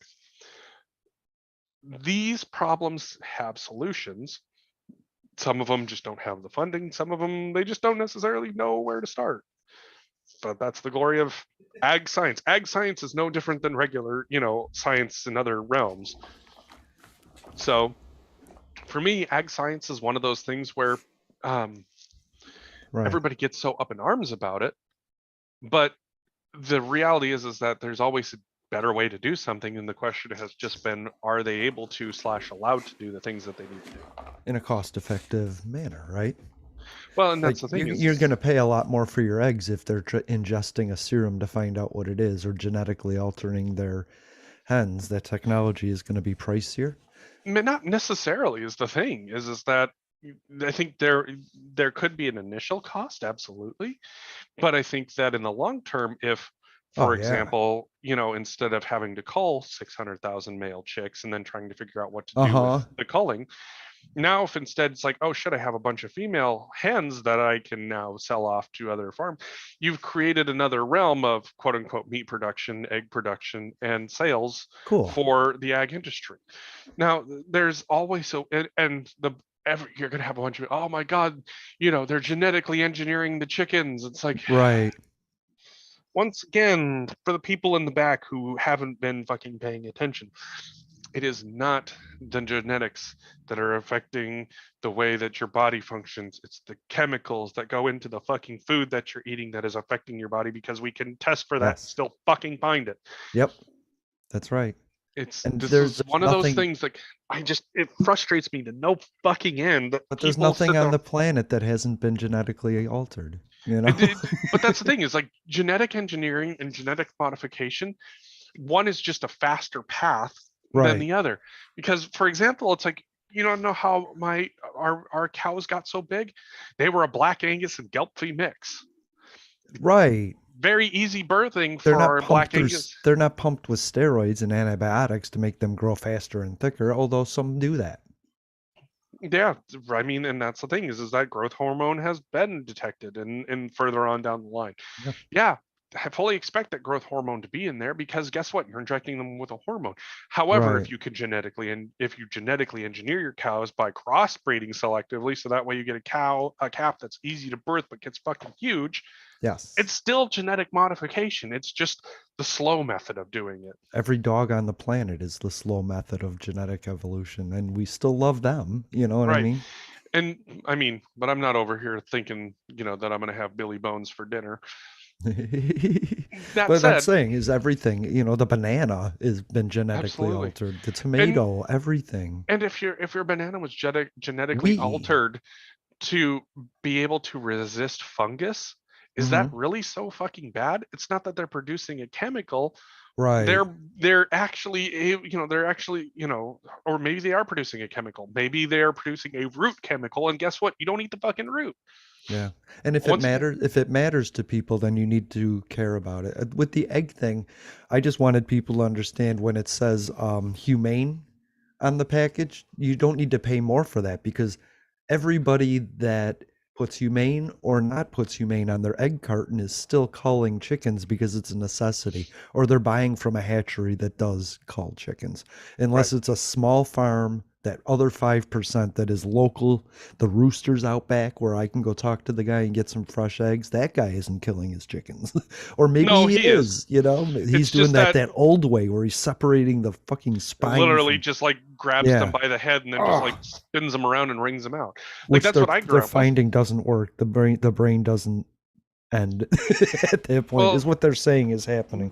no, then and that never has happened. You want to know how the brain stops processing? Because if you destroy the brain, Yeah. but eventually the brain gets starved of oxygen and then it stops functioning. That's how all of us die. The Right. heart attack that you might have isn't what kills you. Believe it or not, it's the fact that your heart stops pumping and you're alive long enough because there's enough oxygen going through your brain still to go, Right. fuck, I'm dying, I'm dying, I'm dying, I'm dying, I'm dying, I'm dying, and that's it. I'm dead. Like that's how that works. Your brain is literally starving itself of oxygen Yeah. until it finally reaches the point of death. That is how literally all of this has worked. Yeah. Your brain sends a electrical pulse So to your so heart here that you go. says beat. So here you go. Dying is inhumane. What does that actually mean though? Okay. Because if you have a heart attack and your brain has enough oxygen to be alive for the next 10 minutes for you to hear, oh fuck, I'm dying. Right. Well, dying is inhumane. I don't like it. I don't want to do it. Although once I've done it, I don't think I'll really care. You can absolutely ask the question, is there a better way? Well, guess what? Yeah. if you have to snap the neck of a chick and they literally sit there and for the next however long it takes, maybe two, Hmm. 3 minutes, for the oxygen to finally deplete from the brain and all function to cease, that's pretty inhumane. Or if you throw them into a grinder and they're just gone instantly. Right, right. That Well, I mean, I think that's they're not both my favorite option, but if you threw me into something and I knew and I didn't have a chance to understand that I was fucking dead, right.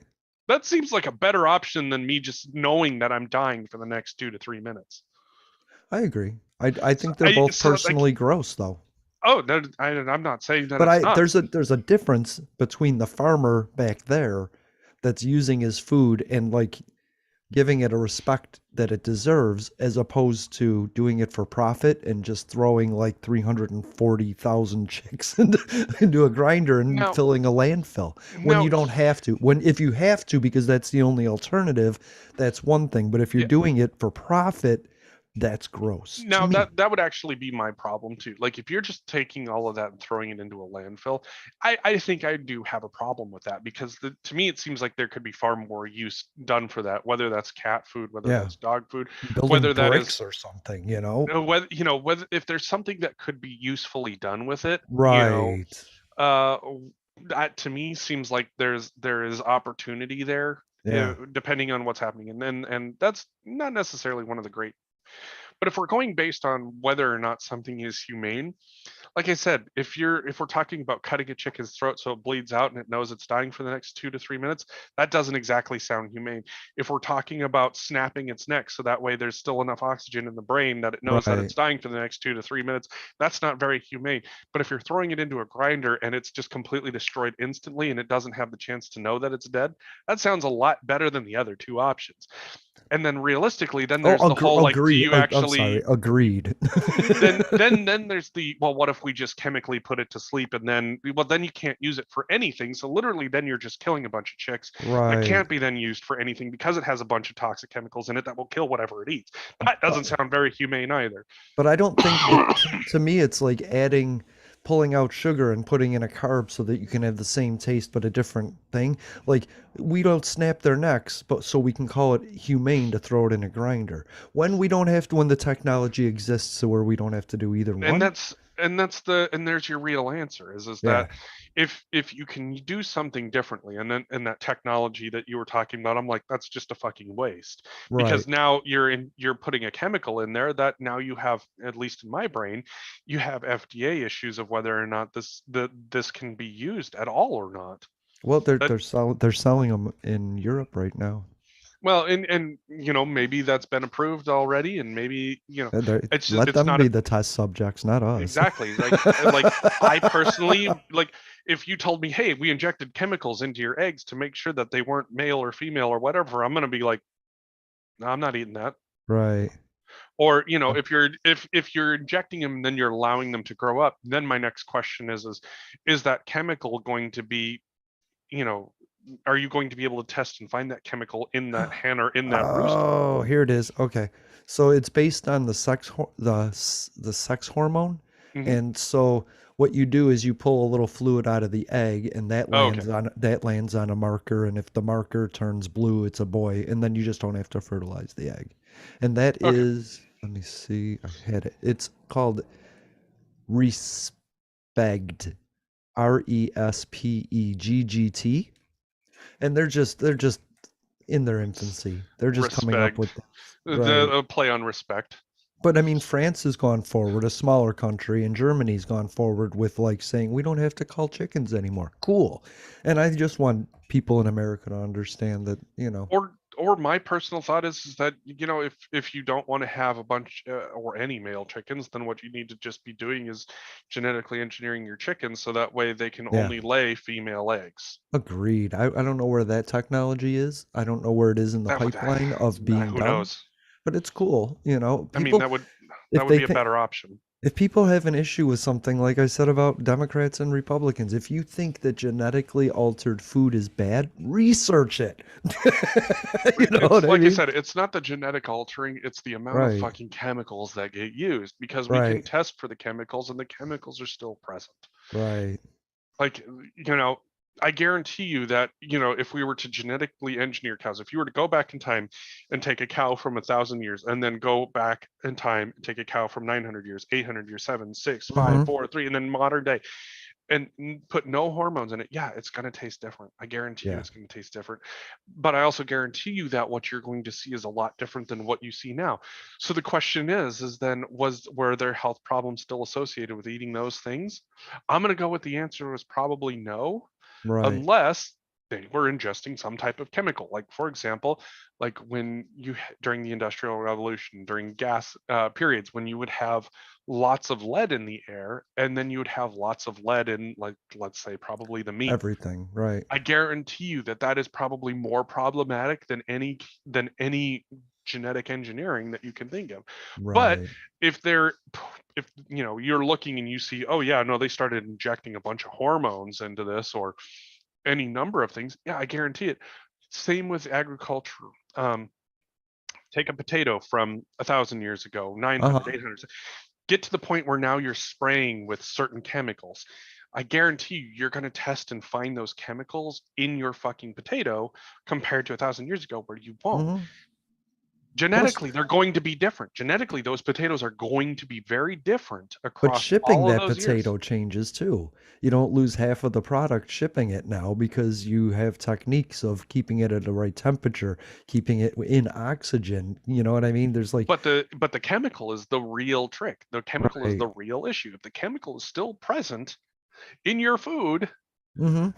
it's not the genetics that are fucking with you. It is the Right. fucking chemicals. It's the method of getting it to you that's the issue, not the Because here's creating the it. thing is that, I guarantee you that over the course of, 6,000 years of, written humanity, the Mm-hmm. genetics of what we have eaten has changed drastically. But what has changed so drastically in the last few hundred years? Technology, Chemicals, the ability to chemicals. apply chemicals to your food so that way you Right. have a more bountiful crop. Mm-hmm.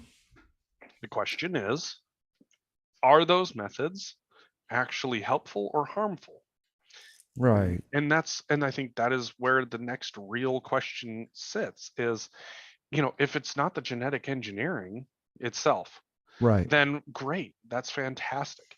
Let's genetically engineer, plants enough so that way they can fend off pests and all that other fun stuff Mm-hmm. and not have to use chemicals. That Because sounds you fantastic. in places like Africa, if you can find a drought resistant strain of wheat, you just change the world, right? Like Even in 25, Montana, even in Montana even where in we have Montana. we have problems with wheat stem sawfly.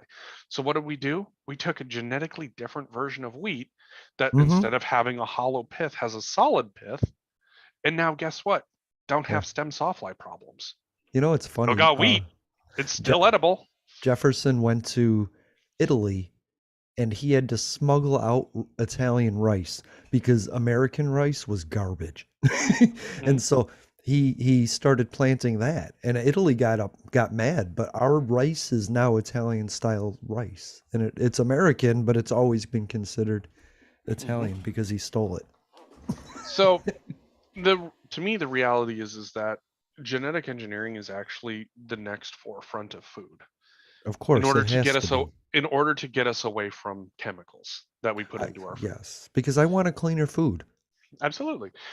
I don't want to have to go, hey, should I test my Cheerios to find out how much glyphosate is in them? Right. Because the answer should be zero. There should be zero glyphosate in my Cheerios. Right.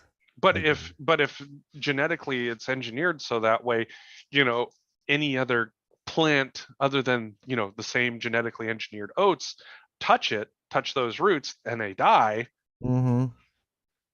grand question. Is that going to affect us? The answer is I don't know. But I what I don't do know. know is that the current method right now not working the best Yeah. Yeah, I because we're don't know. finding Science, because we're finding science. chemicals in our food, and it's not because it's not that chemical shows up naturally in the food. That's the thing. The chemical is showing up in the food because the farmer is applying a shit ton of it to the Right. plant. Mm-hmm. Now, it would be different if we genetically engineered the let's say oats to have glyphosate in them. I would still have a fucking problem with that because the Right. answer is that we should have zero glyphosate in our food. I agree. I just think they find something like fluoride. They found fluoride. They didn't know what to do with it, so they put it in everything. You know what I mean? Like Mhm. They found X-rays. They were like, we don't know what to do with this. They used X-rays for 10 years as hair removal, giving people radiation poisoning. You know what I mean? And I then they mean, were like, that's effective. oh, that's so. And I think the same thing with the oil industry. They were like, we need to be useful beyond this fossil fuel that we're burning into the air. Let's make our products additives and fillers and things that make things. Mhm. That's what they do. And then eventually people are like, I don't like that. I think generations do that. As people age, they want to feel better because they're in a lot of pain, and they do that through food, Mhm. exercise. I did Yep. have it, we're gonna end, but I did have in my list, what is killing American men? So this thank you. This episode was going to be a pretty big downer until you lifted it up. So calling chickens a necessary thing at this time, but we should work to end it if we can. Or, make sure that however we're doing it, that it's not just ending up as waste. It needs to have an Yes. actual use. Like, to me personally, I have no problem as long as it is being used. But if male chickens are just being ground up and then Right. thrown into a landfill, that's a problem, because there's got to be a use for it, whether it's cat food or something. Building bricks, you know I what I mean, mean? even if the chicks themselves are sold to bird sanctuaries in order to help them get well, or Right. zoos or whatever, so that way they have this natural hunt that they're Mm-hmm. used to. But if it's just ending up in a landfill, yeah, that's a big problem, and that means that you need to solve it with something that's far more far more creative, far less complex. Right. And like I said, genetic engineering, you can genetically engineer hens in order to lay non-male eggs. That's That would just be the way they. awesome. I mean, I That's think that's that's the goal. that is you could actually do that. But see, that's the thing. It doesn't directly affect me, but I wanted to know where this stuff was going, the byproduct was going, because if it was being used, then you're honoring it, right? But Hmm. if you're just throwing it in a landfill, now I'm not all in favor. Why would I No, use it as that's fish waste. food or something, Fish food, or any number of different things you could do Dump with it it. in the ocean. At least that Uh, settles, right? Would it maybe. settle? I Mm, don't know what the byproduct is. Is it like, oh, I'm sorry. I mean, Hey you're gonna have. everybody, thank you for listening to Public Access America. I don't know where the conversation's gonna go, but we love you all. I just don't, yeah, that's it. Yeah, I just want to make sure it's like, I don't know what the stuff is, so I don't know what Right. like the Yeah. byproduct looks like. Is it a powder? Is it a paste? Uh, I mean, I'm gonna go with it's probably a paste, given where it comes out, and then it just depends on how you process it. It's Right. kind of like, it's no different than, like, gelatin, for example. That stuff comes out and it gets fucking ground down and ground down and ground down and Yeah. heated and ground down until it's literally a powder, and then it gets applied to any number of things that you're used to, like Jello or marshmallows. But that used to be, or gummy vitamins, and that used Yep. to be made by cow hoofs because they didn't know Yeah. what to do with the cow hoofs, so they Yeah. ground up the cow hoof, and so Yeah. they could find something for the chickens. Oh, I'll never Although, forget. I'll never forget the moment that my dad's ex girlfriend was just like, yeah, it's I love cows, and I don't want to eat anything that has to, potentially right, harm a cow. I'm like, so you don't like hamburgers? Well, that's different. So you don't like steaks? Well, that's different. Okay, well, what about marshmallows? Oh, there's nothing about marshmallows that's cows. yeah, And I said, do you know what gelatin is made out of? Do you yeah, really know? Because I don't think you know. yeah. And when I told her, she was absolutely horrified that she had been eating cow cartilage. And I'm like, what do you think it is? See, I didn't have a problem with it. And it's like, look, it's like, if you don't want to eat meat, I have no problems. Just don't act holier than thou art. I don't Right. really care. It's like, you can eat sawdust for all I fucking care if it makes you feel good about yourself. Yeah. But don't pretend Um, like, it's for me, it's like, the people who eat meat and are sick are no different than the people who eat, vegan and are sick. It's like, you're both yeah. sick. You're not doing this right. I don't feel right unless I have meat in my diet. It wasn't right. Like, I Wasn't. have I have one friend who, sits there and is like, I'm vegan this and I'm vegan that and they eat fucking Lay's potato chips and Oreos constantly. And I'm like, bro, come on. Yeah. Like, that's not healthy. You, for fuck's sake, it wasn't healthy when you were eating meat. Jesus Christ. I was like, I go through ingredients. So the Lay's potato chips are made with 3 different kinds of oils and like canola and then the one I don't corn oil. And I was just Right. like, God damn it. And the So Delicious, I love So Delicious, but like the Banana Foster had something in it and I was like, I don't think I want that. That's fair. That sucks. But man, I love the So Delicious. Like the praline pecan, I had 3 bites and I was like, this is so sweet. Like, wow. They don't sell the strawberry here. I really want to try the strawberry because it's Yeah, the my strawberry favorite. Wonder Yeah, I find it at Safeway, so Okay. um, Wait, that's where I found it. I love it. Thanks for being here. Tell Debbie we're thinking about him, okay? Will do. Because I know what it feels like. Just keep your eyes closed and go back to sleep. Do whatever you can to put him back to sleep. You know? I mean, Debbie's been in a pretty medicated state for the last few days, and it's now like it's